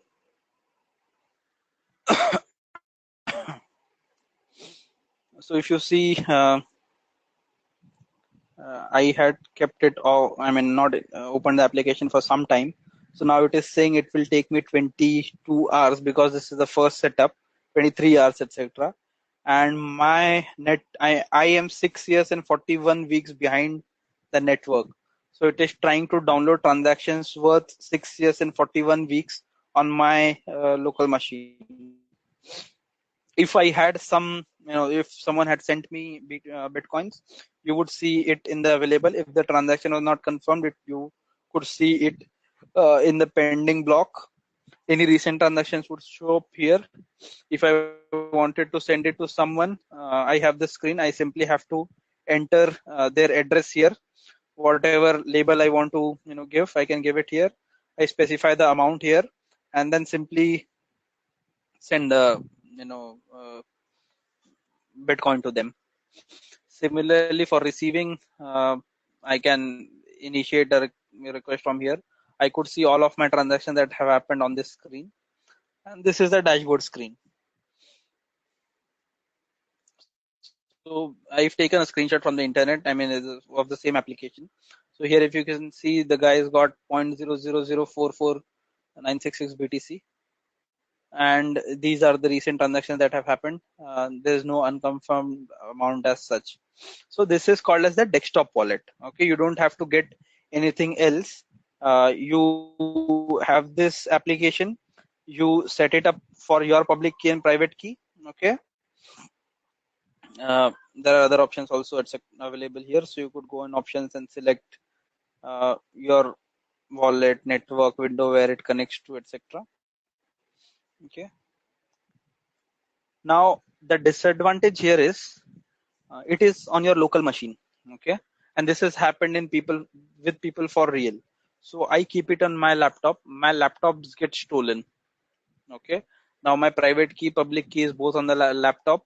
Okay, anyone who gets my laptop is able to do transactions from there. I cannot do anything about it. Even if it doesn't get stolen, I keep it only at my place. My hard disk crashes. Okay, now my hard disk has crashed. Everything is gone.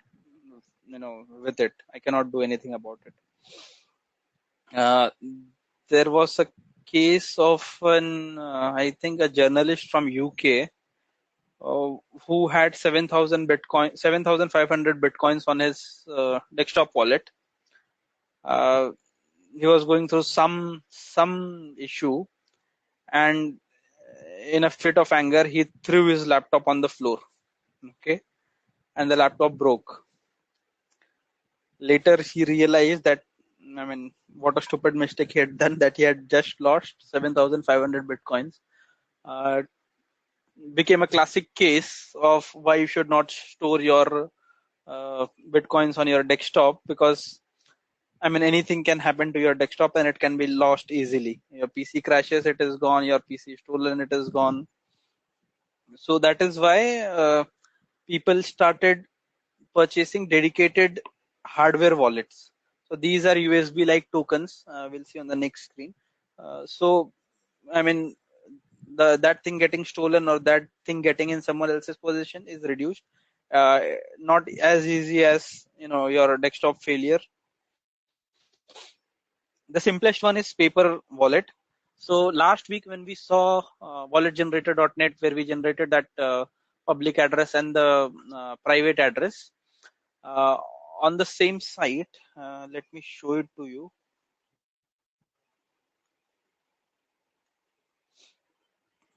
So what you see on the screen, this is the Bitcoin ID for those interested in development. We will see some commands tomorrow.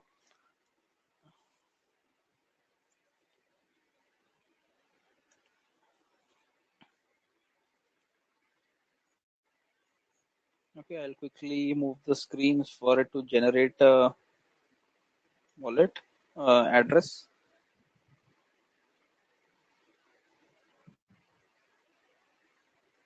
Okay, so it has generated the keys. Now when I go on paper wallet, okay, it is loading.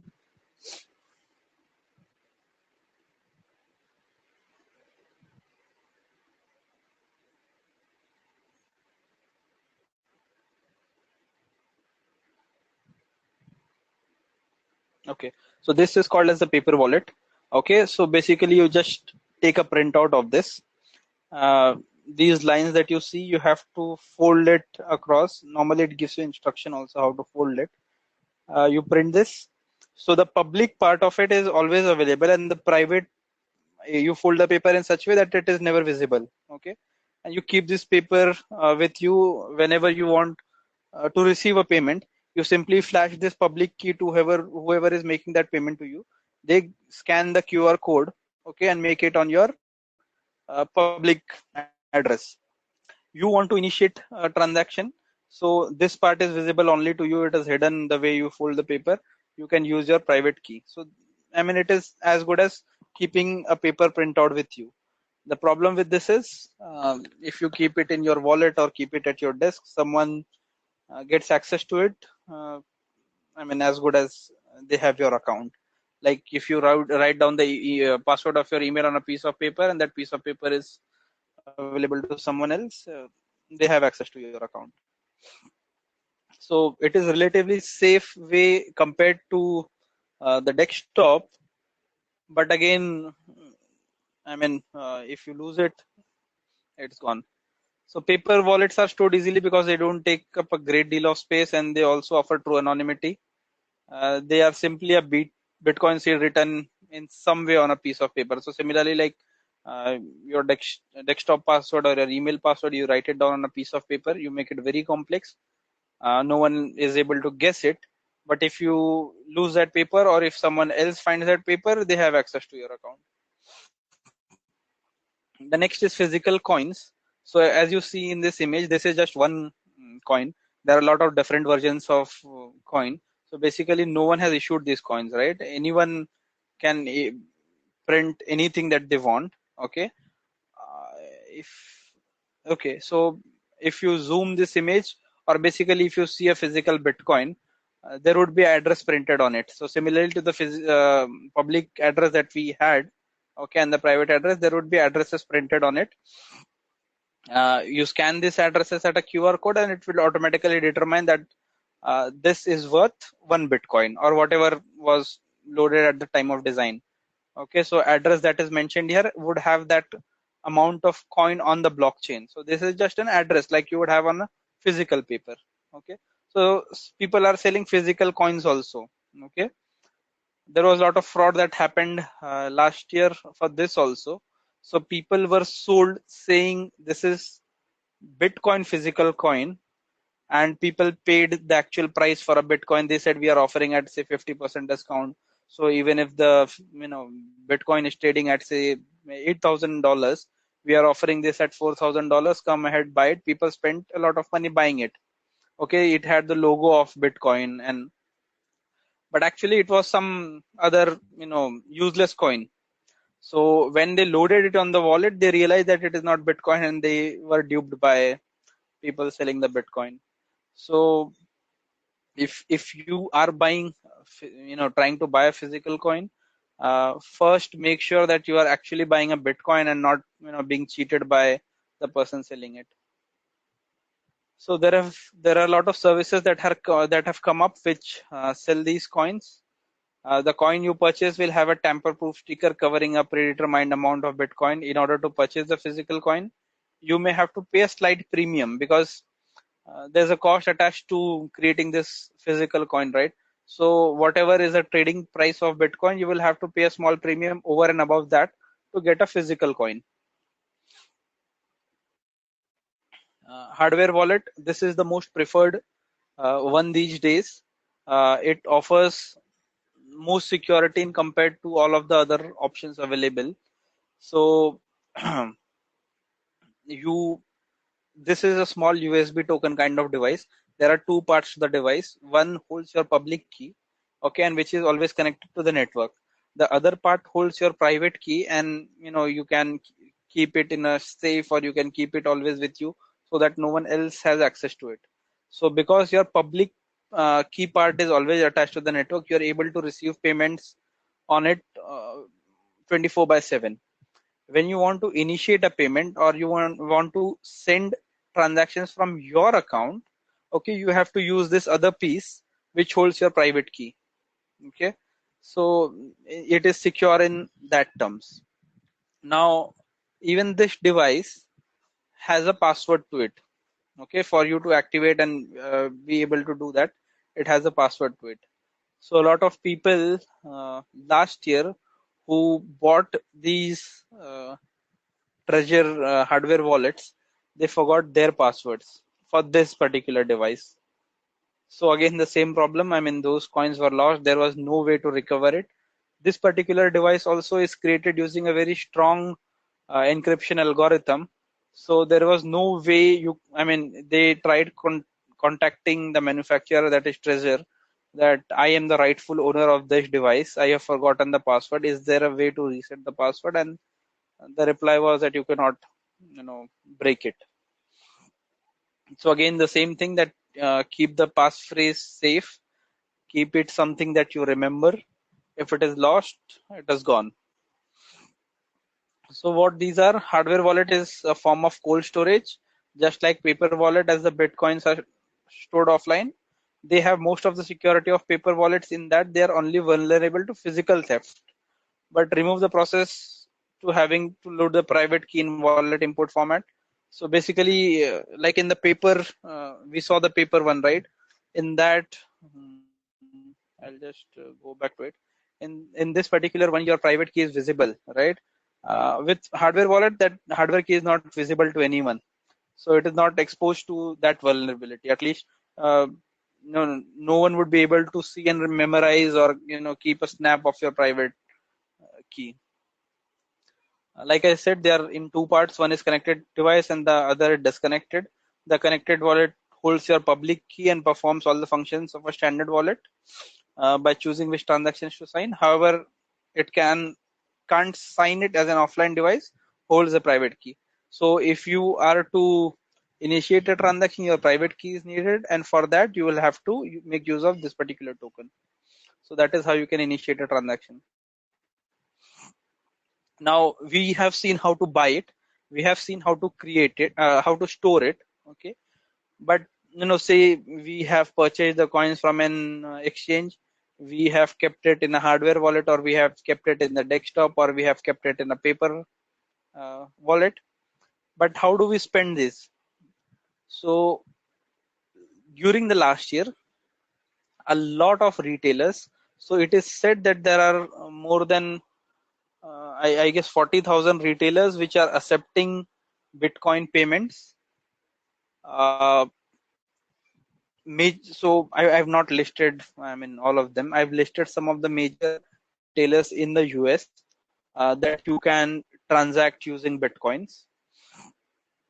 So initially, when the Bitcoin was picking up, a lot of retailers had started accepting it, but soon, I mean, after that, initial burst died down, a lot of them have retracted it and not accepting payments. Still, there are major providers. So for example, if you want to purchase gift cards, there is Gift or e-gifter. For travel or hotel bookings, you've got Expedia, you've got Cheap Air, Surfair. If you want to book a ticket to the space, you've got Virgin Galactic, which accepts payments in Bitcoins.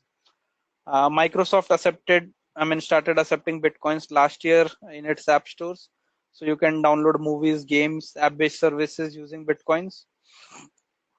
In entertainment, we spoke about it last week also, that some musicians have started releasing their new albums on the blockchain platform itself. So each time you stream their songs, they automatically get paid for it. Okay. Uh, Overstock is one of the biggest retailer that started accepting Bitcoin since 2014, and the founder of Overstock, Patrick Byrne, is one of the biggest proponents of the technology.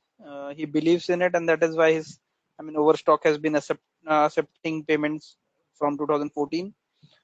You want to buy gold, you've got Sharps Pixley, you've got AppMax, you've got JM Bullion, who will take Bitcoin and give you gold bullion.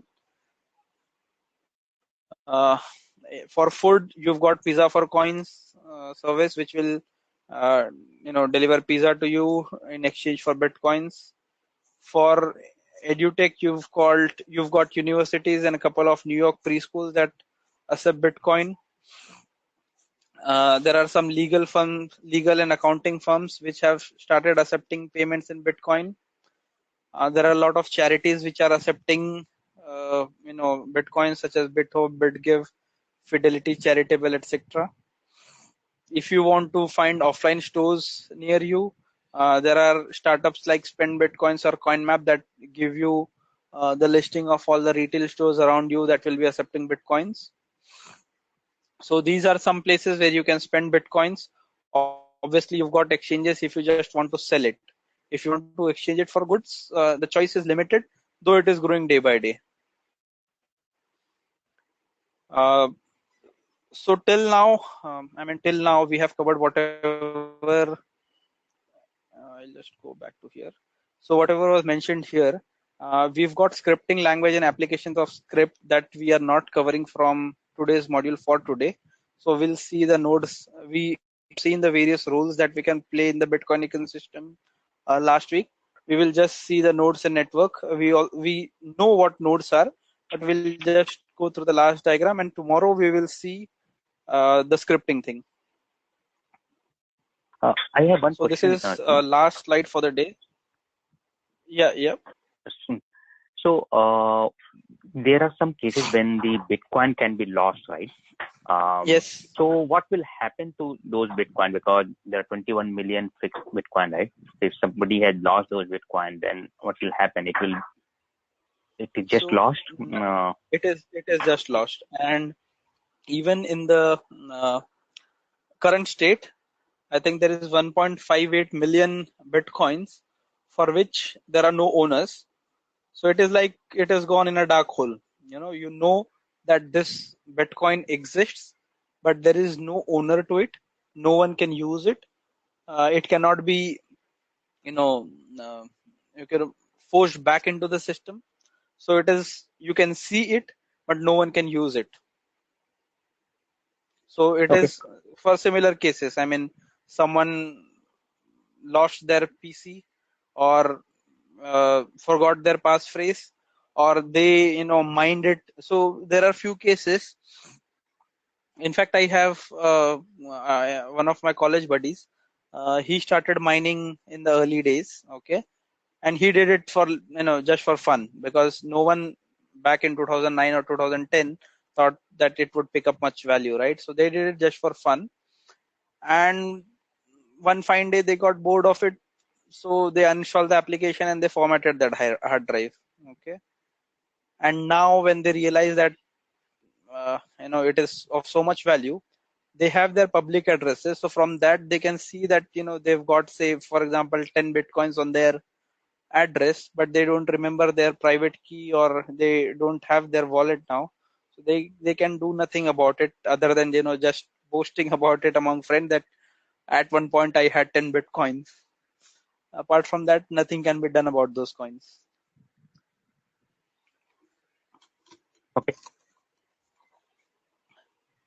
Okay, so if you see this particular diagram, on the left hand side you have a wallet that originates the transaction. So that transaction is sent on the network. All the nodes which are full nodes receive it. One of the nodes will for that particular transaction it will call as a super node. So it will receive the transaction and create blocks and push it on the network. Everyone on the network will receive copy of it, and these group of full nodes form the network backbone. These are the guys who who are live always, okay, and will process the transactions and propagate the transaction to everyone on the network, so everyone gets a full copy of the new ledger. Then you've got exchanges.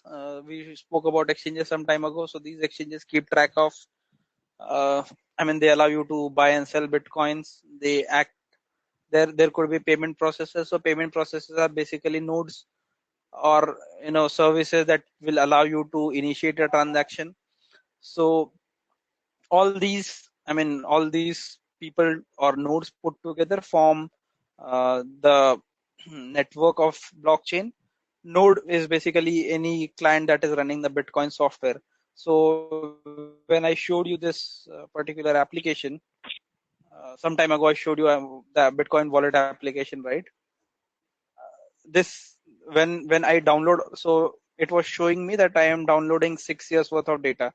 When I have downloaded all of that information and I keep live and I also become part of the network for propagating information, my PC is also as good as a node. Okay. When it has downloaded all this data, it is saying that synchronizing with network 6 years and 39 weeks behind. When I have downloaded this 6 years and 39 weeks of data on my machine, okay, that is when I become a node, a full node on the network, right? So any transaction that is happening from there on, I will get a real-time update. I will update it in the ledger on my particular PC. I obviously don't want to do it because I mean it will take a large amount of storage space on my laptop.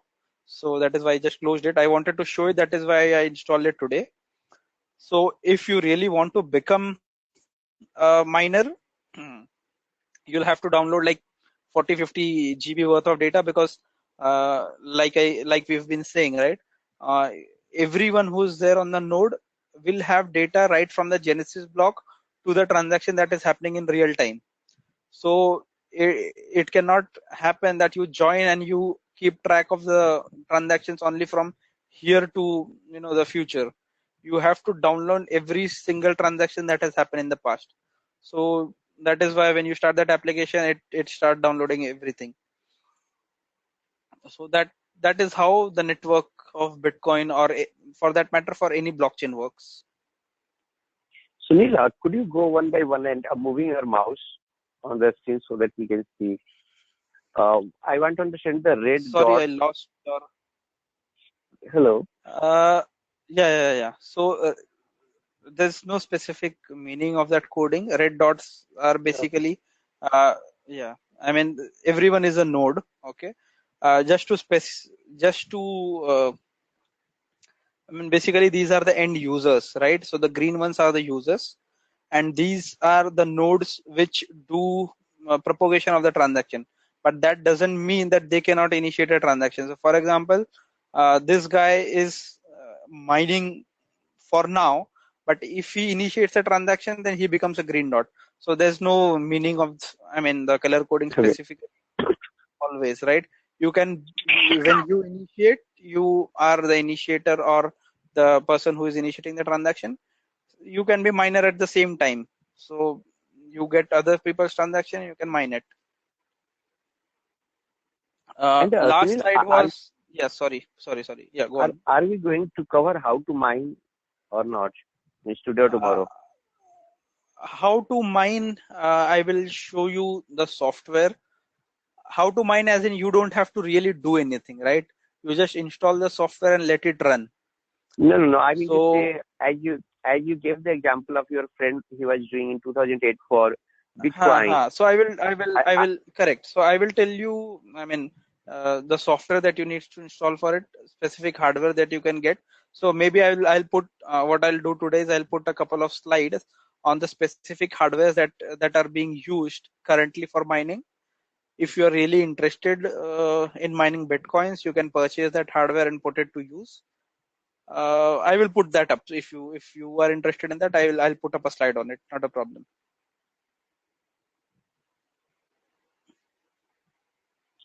Okay. The last topic was various roles you can play in the Bitcoin ecosystem. So we already saw that in the day 2 of lecture. So you could be, I mean, you could be a developer, you could be a miner, you could be an investor. We had those 4 roles, right? So I'm not repeating it, but those are the only roles that you can play in the Bitcoin ecosystem. So from today's, from today's perspective, there were 2 topics that were to be covered, which was on the scripting part. But because I could not get the ID running in time, I will cover it tomorrow. I will just give you a glimpse of how, I mean, you can get your hands dirty if you are interested in that stuff. So where is it? Yeah. So this is the Bitcoin ID. So it works on the principles of stack. The scripting is a bit different. So for example, in C++, you would have add 1, 2 or add 1 space 2.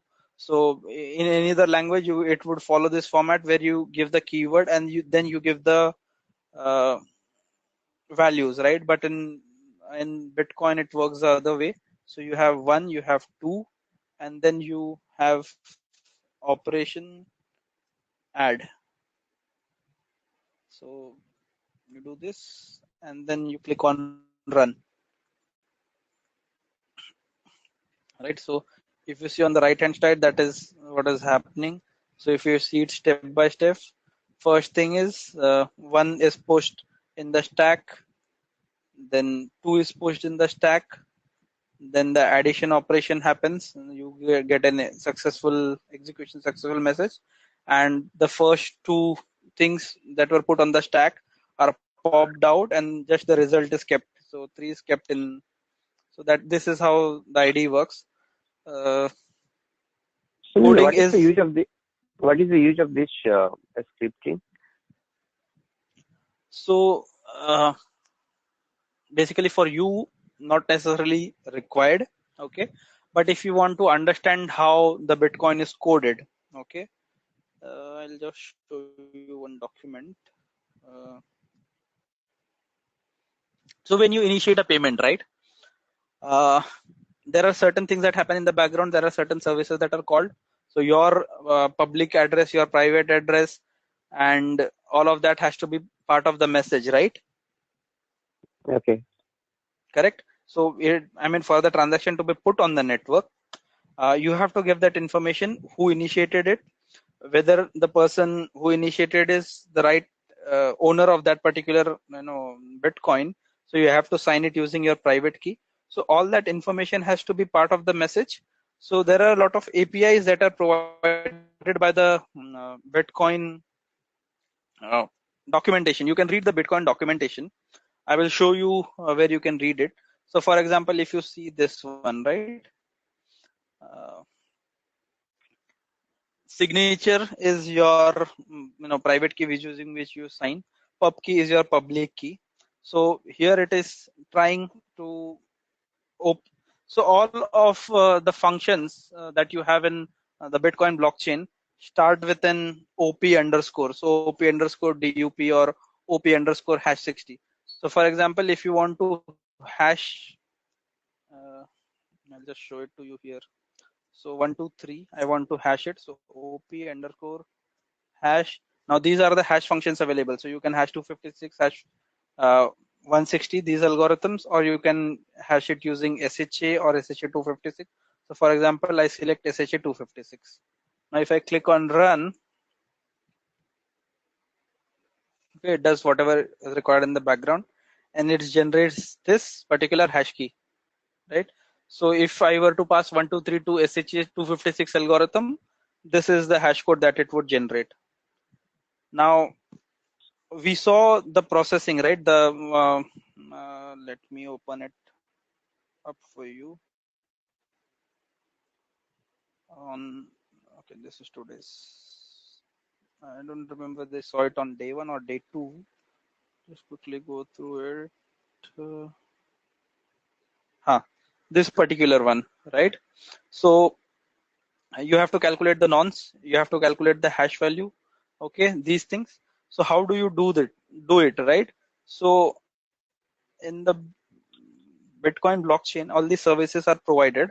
Okay, when you become a miner, it is automatically called and it tries to generate the hash, it tries to generate the nonce, right? So if you were to integrate, for example, you have a local application in which you want to integrate Bitcoin's payment. So you have to have an API with them, right? So because it is an application that is running on the network, you have to follow certain norms in which way you can call that particular application, correct? Okay. Yes. By Bitcoin. If you go to the Bitcoin website, which is bitcoin.org, actually it is a very nice website.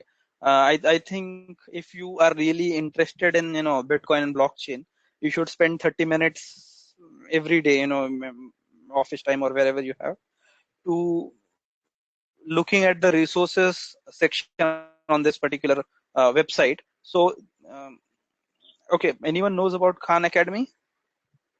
Yes. Yep. Yeah, so Khan Academy is basically a learning website where you have a lot of other learning courses also all available for free. Similarly, you've got a lot of resources for Bitcoin also here. Bitcoin Wiki is like the Wikipedia for Bitcoin, so you can get a lot of information about Bitcoin on the Bitcoin Wiki. Let's Talk Bitcoin is a nice website. Bitcoin Knowledge Podcast is also good. I have not read the other three.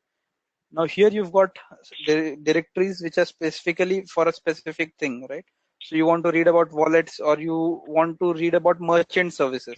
So you as a merchant want to offer Bitcoin payments from your particular website or your particular services, you can use these services. Exchanges, so you want to buy Bitcoin. Okay, we saw about exchanges, right? I'll just open the link quickly. So you select the country you are in. For example, I'll select United States. Okay, and I want to pay using bank transfer or credit card, whatever. And then it will tell me what are the options available to me. So I can buy it on Coinbase, I can buy it on CoinMama, or these. So if I change the payment option to say cash, it will tell me where I can buy using cash. So Bitquick, local Bitcoins I had already listed. Right, so this is another service which lets you know where you can buy using the particular payment method that you are interested in. Right, so if you intend to buy, you can make use of this website to find out where to buy it from. uh, Other projects, so actual projects that are being developed, like I said, it is a free source thing, so people generally share a lot of code. You would get a lot of code on GitHub also. So you can see there are a lot of projects that are available. You can just go ahead and join them on their Git repository. You can see there's a lot of projects that are there. So you can go ahead, join their Git repository. Even if you don't really want to start a new chain, you can just follow them to see what are the changes that are happening, what are the kind of bugs being reported, how it is being fixed, etc. This I would recommend you do it if you have free time today. So just see charts and statistics, or if you don't want to waste your weekend, you could do it over the week. But just see these, how the charts are reported, etc. And then you have news section, you have documentaries, etc. So go over this when you have time. Bitcoin.org, the URL is pretty simple, so you'll remember it. So go through all these sites, you'll get a lot of other learning material. For Bitcoin, uh, maybe I'll share this over email. For scripting, this is a good start. So like I said, everything starts with OP. They are called as opcodes, right? You also have a C++. So I remember some of you guys were from C++ background, right? Yes. So there's a C++ compiler that I could find today. Not able to locate it, the window now. It's okay. But I was able to find. This scripting is also easy. We can understand, but still, I don't know when do I use each. Means to whenever I want to become a miner, at the time do I need this, or No. So for any of the services, you don't need to know even one line of code. Okay. If your expectation is not that, okay, if you just want to be part of the blockchain, buy, sell, initiate payments, receive payments, spend the bitcoins on buying a commodity, sending money to someone far off in a different country, you don't need to know a single line of code. Only when you want to integrate your project, okay, with the blockchain, with the Bitcoin blockchain, then you need to know how to call their APIs. and that is standard. Like how would you call a RESTful API? You would similarly call their APIs. Obviously, these are not as user friendly as uh, you would be having in case of RESTful APIs. Other than that, you don't need to know any piece of coding. I mean, there are a lot of people I know who have zero computer background and they're trading in Bitcoins. They're making money. They don't need to know coding, right? That is, I mean, all that you need to know is how to make a trading strategy. How do you do technical analysis, because there is no fundamental analysis. So in terms of stock, there is two streams, right? One stream believes in fundamental analysis of the company and the other stream believes in technical. So the technical guys don't really need to know about the company. You give them the chart of the company. They have certain, uh, chart formations. Some of them is called as head and shoulder, neck formation, double dip formation, etc., etc. Right? You hear these terms from these stock trading guys. So they simply see where the price is headed, and they have these charts which will tell them that the next breakout would happen at this level, or from this level the stock price or the Bitcoin price would fall to this certain level. So it is a certain algorithm. It is some speculation also based on the previous history, etc. But that is how these things work. So for doing these things, obviously you don't need to know even a single line of code. That is not expected. Only if you want to do certain coding or integrate in your particular project, then you need to have understanding of how this scripting works, etc. Okay. Sunil, we will be covering, suppose if we want to become the blockchain developer, so we'll be covering those things, right, as part of this course. I will, so like I said, I will show you how to set the, how to become part of the network. How can you set it up? But we'll not go in depth, development as such, because if you want to do it, that itself will be a course in itself. So we can spend some time. I will give you pointers. Yeah. Okay. Sorry, go on. Yeah. So in the first day, you did mention that there's another person, Kaka. He was going to all the technical part.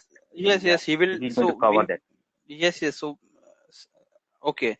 So we are still going to cover it, right? But it is not going to be like a programming course where, a normal C++ course where we start with what variables are, what functions are, then I define it for you, then we write a program. We don't have that much time, right? So we will show you how to start with that. Obviously, because you guys are from the industry and you have programming experience, you don't need that much hand holding. You just need pointers, and then you can do it yourself also, right? So we will show you how it is done, and you can take it from there. Okay, fine. Okay, so that's it for the day. If you've not got any questions, we can end the session for now, and we'll continue tomorrow.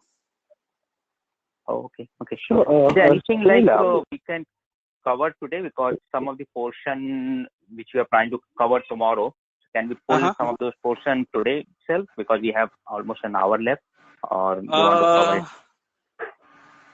Do we have an hour left? 25 minutes. Yeah. Oh, sorry, 25 minutes. Yeah. So it is designed in continuity. I would not want to break that and start today. Tomorrow stuff is also not very heavy on the content. I have planned it in that way only to make sure that it flows in a certain flow that you don't get lost. So we'll do it tomorrow itself. Okay, I'm fine. Okay, Sunil. Okay, if that is the case, can we start at... Actually, yeah. Sorry? Sunil, go ahead. Yeah. So basically, yeah. Okay, my question is, still I'm on the base case where I have to design a blockchain for my industry or for my application or whatever store. Mm-hmm. So from where I will start, and how I will start basically. So Ethereum, that is only one option, or means I want to No. So understand that means Bitcoin. database versus blockchain. In database, okay, I have worked in PayPal, so I know how transaction works. As like for Correct. every user, I am going to put, okay, this is the address, that is the user information in one domain. Another Correct. that is related with transaction. Okay, this person has transacted this amount at this time, and this is the current balance. Correct. So now I want to transform the same in database, or do I need something extra for data blockchain? See, blockchain is just the platform. So whatever happens in your specific arena or your specific business, right? So for example, your business will have customers. Okay, that information you can decide whether you want to keep in the blockchain or whether you want to keep in database itself.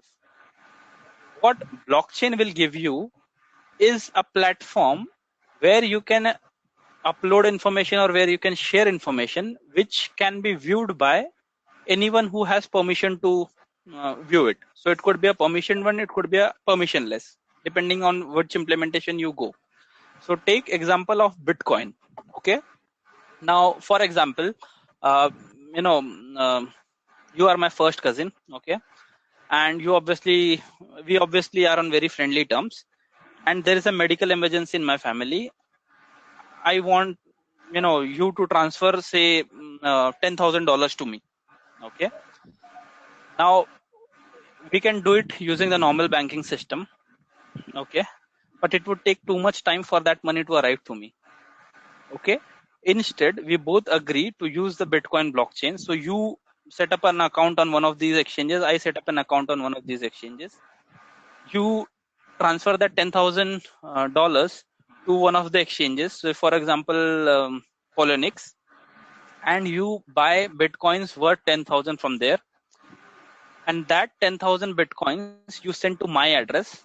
Okay, I receive it on my account. And then whatever exchange I have in India, my account with, I will sell the Bitcoins at the prevailing rate and get the INR immediately. Okay.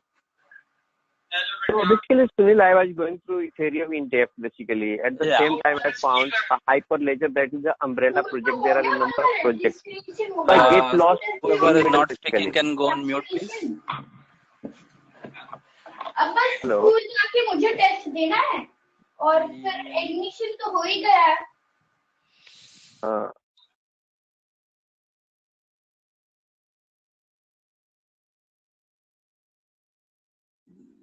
Yeah, whoever is speaking can unmute themselves and ask a question. Vinay sir. Hello.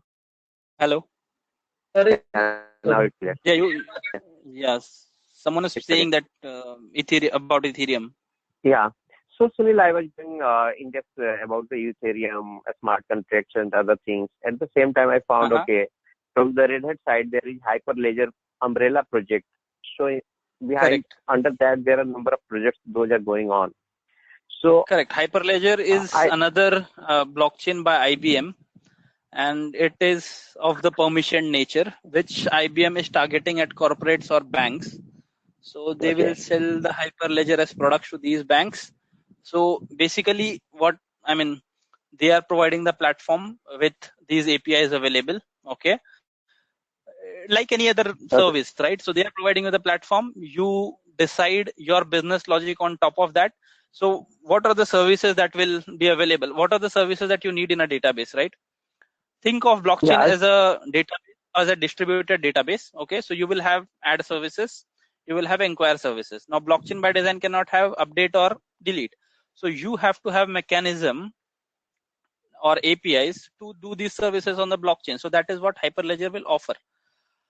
In terms of security and cryptography and all this information, obviously it will have its own architecture or design. They will be using these same algorithms because SHA 256 or RIPE-MD or RSA, right? These are industry proven algorithms. No one is going to break their head writing new algorithms because it does not make any sense, right? These algorithms are industry proven. They cannot be broken. You would need a mathematical genius to come up with a better version of it. So no one wants to spend that is research part, that is not implementation part. Sunil, coming to the more basics basically. So assuming this is the course you are taking, me, Vinay and Sarad are taking this course you are giving. So if I transform the same on the database side, I know, okay, this is I'll create a server and then whoever wants to see, they can see. But only edit permission I will give to you. Correct. And other than that, I know who is Sunil Pandey, this is his number, this is his address, and this is his ID. So if this ID is coming, I will give you the right permission. You can write in my database. But other than R4, anyone can see. Now coming to these three, me, Binay and Sarad are developers. We can write on top of these some API. So if people want to get page number 5, they will get the only page number 5. So the same, if I want to transform in the beta blockchain, how will I proceed? So on blockchain, okay, you have blocks. Okay, what is blockchain composed of? It is composed of blocks, right? What does block have? Block has transactions. Okay, that transaction can contain anything. It can contain a book, it can contain a monetary transaction, it can contain Wikipedia, anything, right? In a permissioned case, okay, I will have an attribute, say visibility for that particular block, right? Now I could set it as per user role. So for example, in the same case, right, you had 3 developers, okay? At the development time, it was decided that there would be roles, like for example, manager, super manager, developer, etc. Right? Now there are certain transactions that I want only developers to view, or developers to view all of the transactions. For managers, I want them to see a specific type of transaction. Or for example, there are a lot of managers that belong to different geographic regions, right? So a particular manager who belongs to this region should be able to see transactions only for his region. Okay. So I will give him access to only those transactions, and that can happen only in permissioned blockchain. We studied that, right? In permissionless, everyone is able to see everything. So Hyperledger is a permissioned implementation because it is targeted at specific industries. So mostly they are offering it to banking institutions and corporates. So there it will be permissioned one, wherein the data in these blocks or the transaction in these blocks will have so I forgot the term, what we call, so yeah, entitlements, right? So user groups will have entitlements, okay, which will allow them to see that specific data. So other than them, no one would be able to see it. Similarly, the super nodes or the designated nodes will have entitlements to add records. So no one apart from them would be able to add records on these blockchains, right? So a super node would have access to read everything and add transactions on the data. But a normal node, okay, like me or you, would have only access to read the blockchain or read certain information on that particular blockchain, but we would not be able to add any transactions on it. Okay. So that is the Hyperledger. There are a lot of other, these things. So when you sorry. Yeah, go on. So taking case of Ethereum, if I want to design the same on Ethereum, can I do this? And if answer is yes, so what will be the content of each block? For taking the base case, day 1, slides was the only option for us. So other than that, you told me at some place there will be permissions. Where will be the permissions? No, inside Ethereum the block or outside the block? No, so okay, let's again go back to that, right? If you want to be part of the global Ethereum, okay, which is there, then you cannot put permissions on that because that is already decided. Okay, that Ethereum is in place and it is for everyone to use. Anyone who wants to use Ethers, transfer Ethers, can be part of that network. But the Ethereum code, okay, or the platform code that we say, right? The platform code is available for everyone. Okay, so you could take that platform code for your organization, and make it a permission one, right? So you will Okay. have to then tweak the code to work. So it is like for Oracle, right? Now Oracle offers uh, a lot of products, ERP, pricing, banking, etc., everything, right? It offers a platform. On top of that platform, when you guys do the implementation, okay, the implementation details or the specific requirements that the client has, that is taken care by the client by building business logic on top of the platform. So similar for blockchain also. The basic blockchain offering is a platform. Whatever Okay. logic or complexity that you want to build on top of it is local to you, that you will have to build. And when you have to build that, that is when you need to know these endpoints or these APIs, or how the scripting language, etc. If you want to be part of the global offering, the global blockchain, then you don't need to know any coding. It is available there. You just become a part No, of it by registering. yeah, no, not an edge end user basically. After this course, I want to be whether I can design a blockchain for organization or for any simple case. Yeah.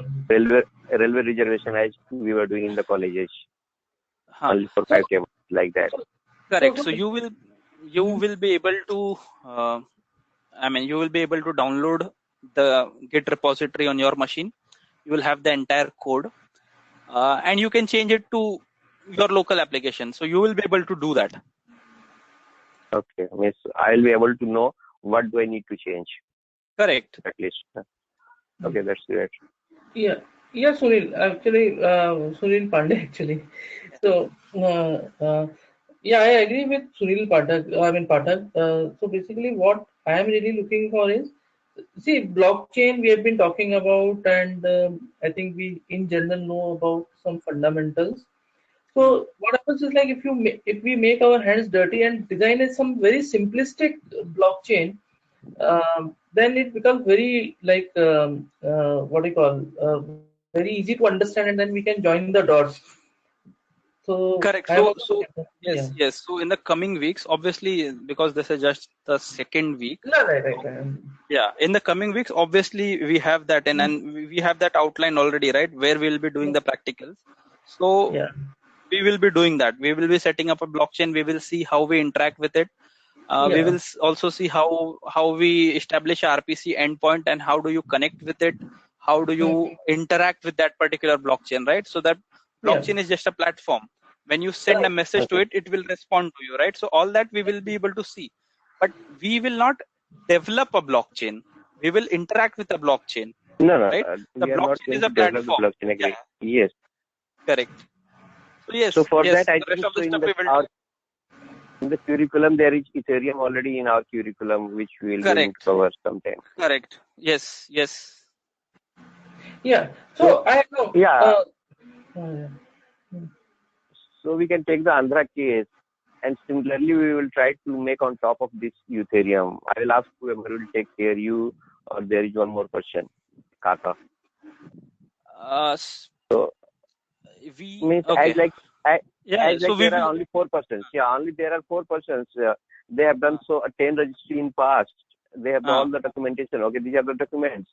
And as Sarad has sold to Sunil, Sunil has sold to Vinay on this amount. Based on this, only 10 or 15 use cases. We will try to make our own. Okay, this is the Andhra government has made similar to this one. Okay. I cannot promise that we can have the Andhra government case itself because we don't know what they are, but we will have a similar one. Similar, we will have a similar. Exactly. Yeah. So we will have use cases. No problem. I will ask Kaka to include it. We will have use cases. We will have a couple of use cases, not just one. So Perfect. you will get a feel of it. Yeah. So because basically, on the website, I was searching somewhere. It was only $35. If you will pay, you can create a voting system based on blockchain. $60 for some marketing type of thing. Yeah, that is not a very. That is a very simple use case. Voting was one of the most commonly developed use cases for proving POC for these platforms. So yeah, Sunil, what happens is, like, if we make a small simplistic blockchain or develop it, And the fund the Sure. Go get your point, and we have that in the further sessions. No problem. No problem. Okay, so Sunil, last question. What are we going to cover tomorrow? Just Otherwise, I will go on the first day demo. I will take everything. If there is anything which we can go on the early, okay, means whatever we are covering tomorrow, can we get few pointers? Okay, these are the software I need to download or prerequisite type of thing, basically. Tomorrow also, we don't have any demo as such. Okay. It will be in the next week. But like I said, whenever we are to use any softwares or these things, you will be intimidated in advance. So you don't need to worry about it. We will let you know much in advance. You need to install these or have some idea about this. So we will let you know that beforehand. So there is one module, Bitcoin mining. So tomorrow, can I learn how to be miner? Yes. Okay. So we will talk about hardwares, we will talk about pools, and we will also learn about how you can be a miner and how you get the incentives. Okay, that's great.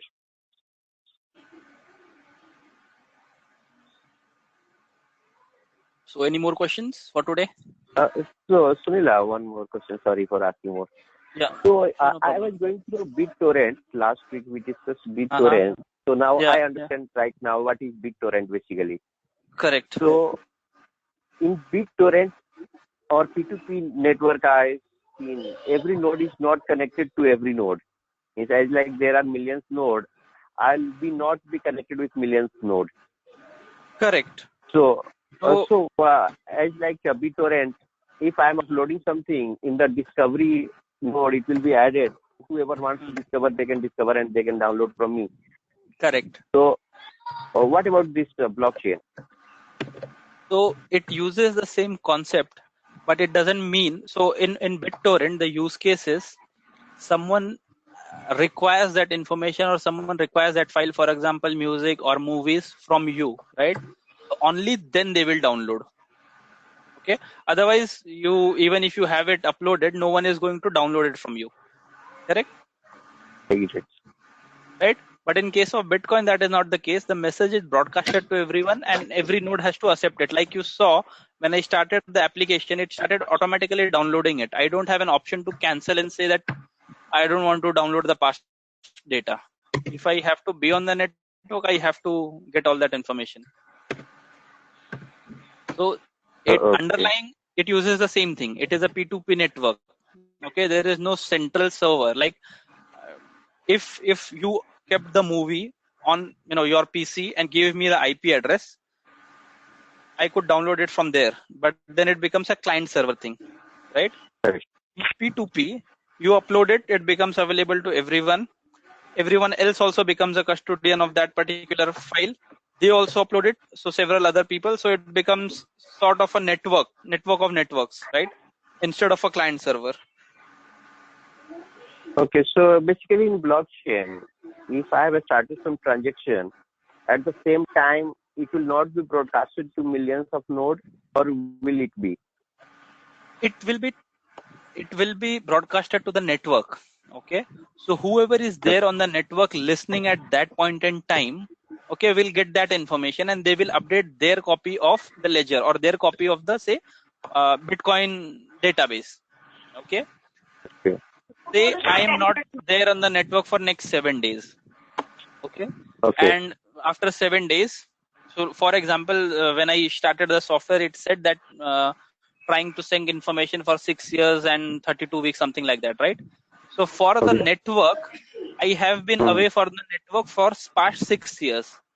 So it is forcing me to download all the transactions for the past 6 years. So similarly, if I sync it today, okay, say for example, I keep the software running overnight and it downloads the data for 6 months or the 6 years. From tomorrow, if say I don't start the PC for next 3 days, when I start the PC for after next 3 days and open the software, then it will ask me to sync the data for these 3 days before I can do a transaction. Correct. Right. So in that sense, it is P2P. Yeah, it means if I want to listen, then I will listen. Otherwise, I'll not listen. Correct, It's up to me. correct. So if As you, yes, sorry, that's right. And as if you like see Uber here, basically, if someone is on, they will get that request. Otherwise, they will not get. exactly. So if you see, if you see this highlighted line, it says the network itself requires minimal structure. So you don't have to have a client and server structure, or you don't decide who has to be up always, right? Messages are broadcast on best effort basis. Nodes can leave and rejoin the network at their will, but accepting the Okay. longest proof of work chain as proof of what happened while they were gone. So this you do not have an option saying that, I was not there on the blockchain for past 3 days, so I'm not going to believe what you guys said. I will do my own mining and determine whether this transaction was successful or not. You don't have that option. If someone did the mining and put the result on the network, you have to accept it. Good. Correct, sir. So, Sunila, one more question. So, basically, if assuming you, me, Binay, Sarath, four are on blockchain networks, I'm sending money to you. So, at the same time, I'll broadcast that I'm sending to Sunil Pandey this amount. Exactly. So, everyone is listening. Yeah, so let's make it a little more, say not just 4 of us. Say, for example, there are 40 of us. Okay. Correct. You are sending money to me. Now, for the current day or the current moment, okay, all of our ledgers, local ledgers on our local machines are updated. Say I have a balance of 100, you have a balance of 20, Sharad and Vinay and Ashok have a balance of 50, etc. Right? So everyone has this information. Just give me a second. I'll have water. Yeah. So when you initiate a transaction saying you are transferring 20 USD or 20 Bitcoins or 20 rupees to me, you create that transaction, okay, and send it on the network. Now the transaction is on the network, but the transaction has not taken place. So that $20, Bitcoins, INR, whatever, has not left your address. Okay. Now say there is Kaka on the network. Okay, there's the other person Kaka on network who is acting as a miner. So he sees that there are 5 transactions lying uncommitted. Okay. So he takes those 5 transactions, put it in a block. If the block suffices for those 5 transactions, then he will put all 5. If it doesn't suffice, so whatever is the maximum number of transactions he can put in a block, he will put in the block. And then he will start solving that proof of work problem. So he will generate a nonce, he will generate the next hash, and he will solve that leading 5 zeros problem, right? Once he is able to solve that, okay, he will publish that result to the network that these many transactions in this block I have solved using this particular nonce. Okay, so others on the network will verify whether he has really done that work. Okay, once that is established, okay, that means that the block can be placed and it is confirmed. Once the block is confirmed, so what is confirmed as part of the transaction? That you sent $20 or 20 Bitcoins to me. Okay, once the block is confirmed, everyone on the network get that information that the transaction of 20 Bitcoins from you to me was initiated and the block has been confirmed. So everyone will go to their local copy of the ledger and update. So they will deduct 20 Bitcoins from your address and they will add that 20 Bitcoins to my address. Okay. So everyone does that operation locally. That is how it remains as a distributed database or a distributed ledger, in the sense that no one party is doing this, ledger entries. Everyone goes and updates their ledgers. Okay, so in another way, we can say if there are 10 pending transactions or 15 pending, because not only Tata is miner, we all can be miner at the same time. Exactly.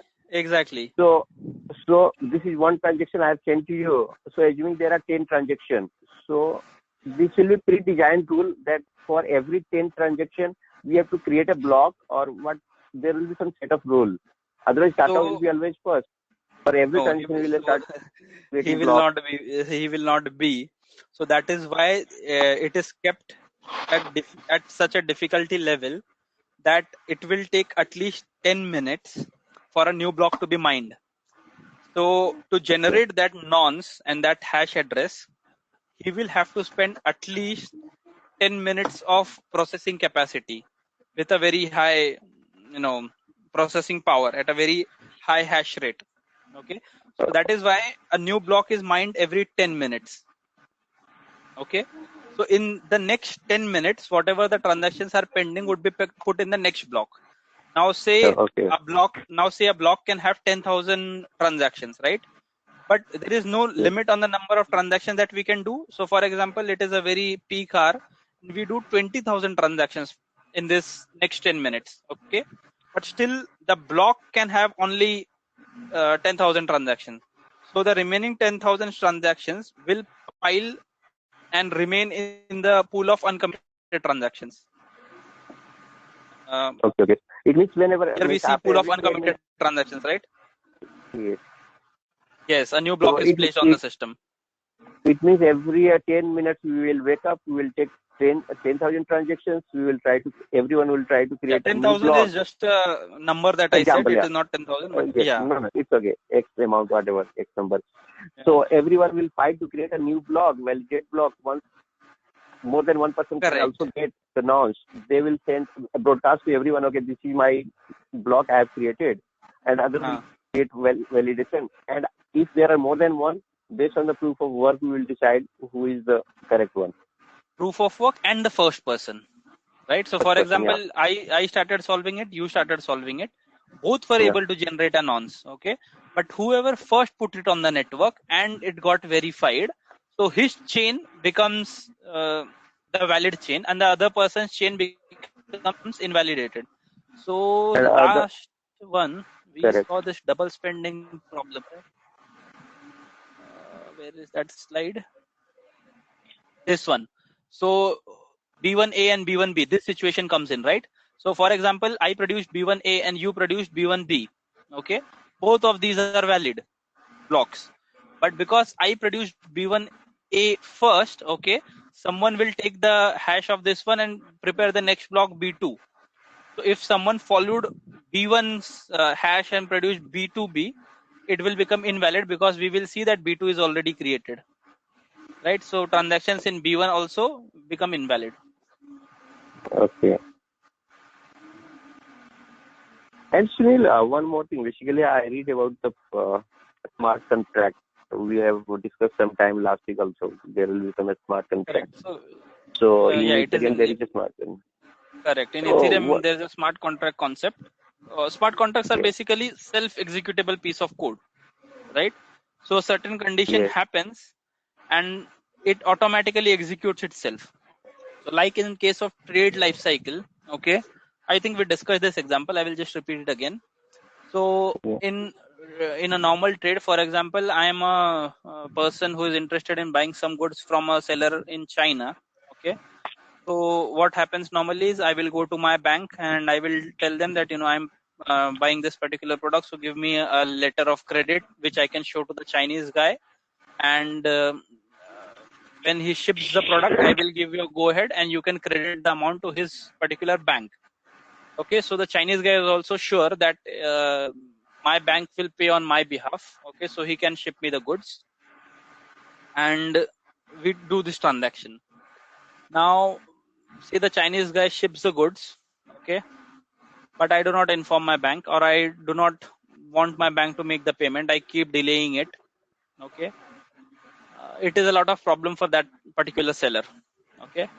But say if we had coded a smart contract, okay, self-executable contract in which it said as soon as the goods are unloaded at the dock, okay, and they have a barcode attached to them, the barcode is on the blockchain coded in the smart contract. So as soon as it is scanned at this particular terminal, this contract executes. And what is written in the contract, that if the good is in particular received on by this date at this in this quantity or whatever, automatically initiate a transaction to be paid to him.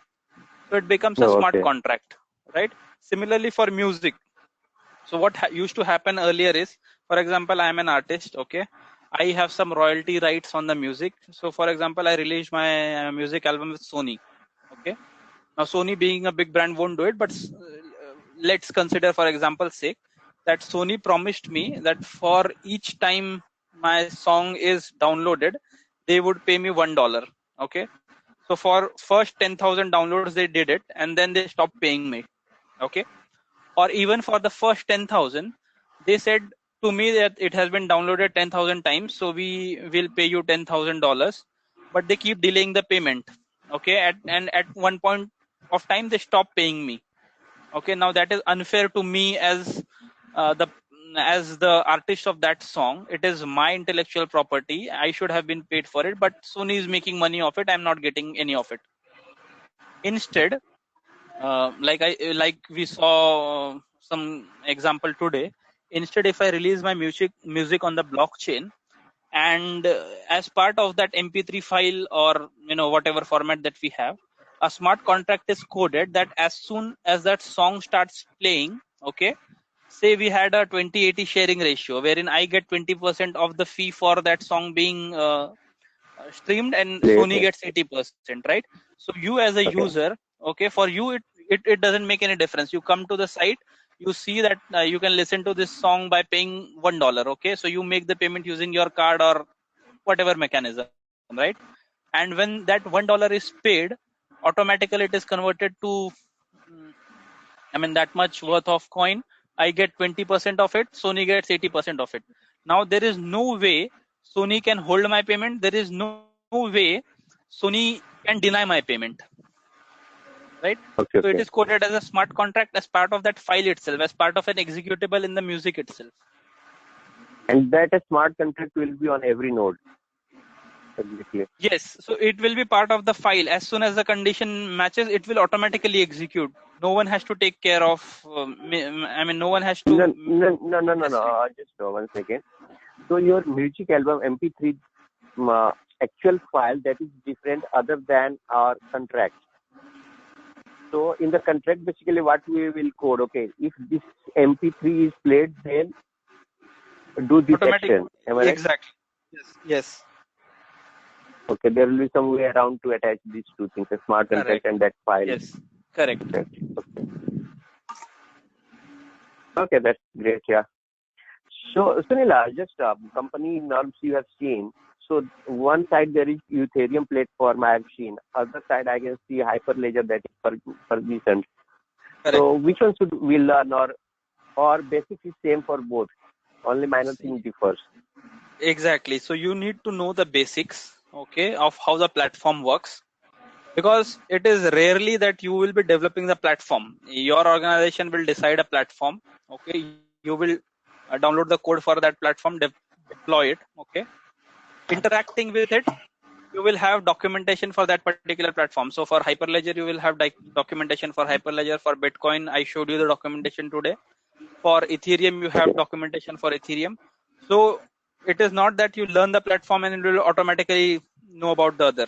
So for that particular platform's documentation, you will have to do some study. But if you know the concepts, then it is very easy. Exactly.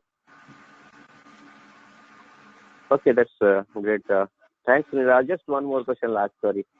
So, suppose to be a blockchain developer for your company or any company, I need to understand one platform, and on top of that, a smart contract, a scripting, and what else do I need to know?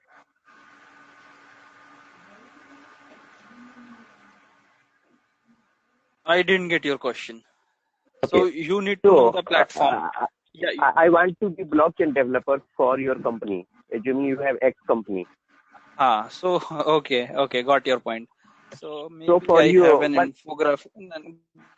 Got your question. Maybe I have an infographic. No, not this one.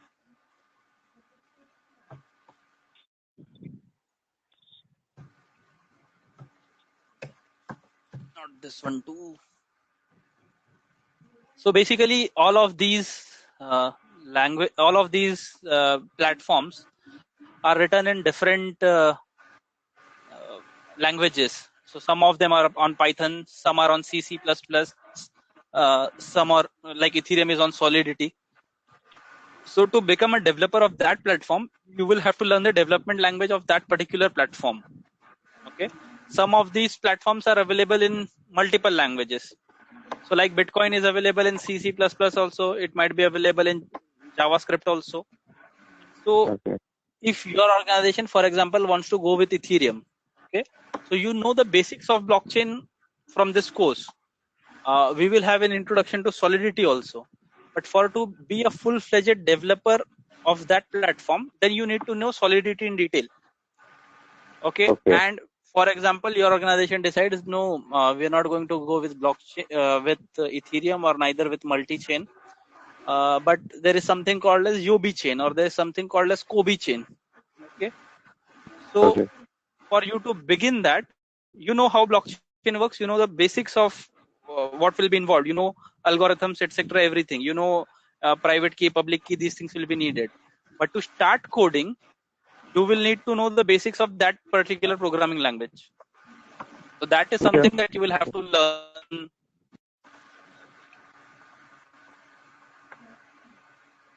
I am unable to find that infographic, but that one lists the language and the particular platform. So I will show it tomorrow. I will try to find out and show it tomorrow.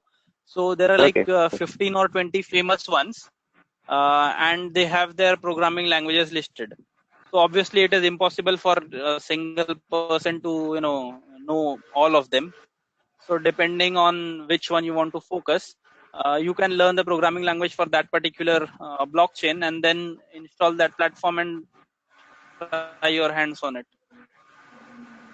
Because yesterday I was trying to work on Ethereum, so it was asking you need at least 37 GB because it will create Ethereum virtual machine, and then it will download all the blocks. Will download.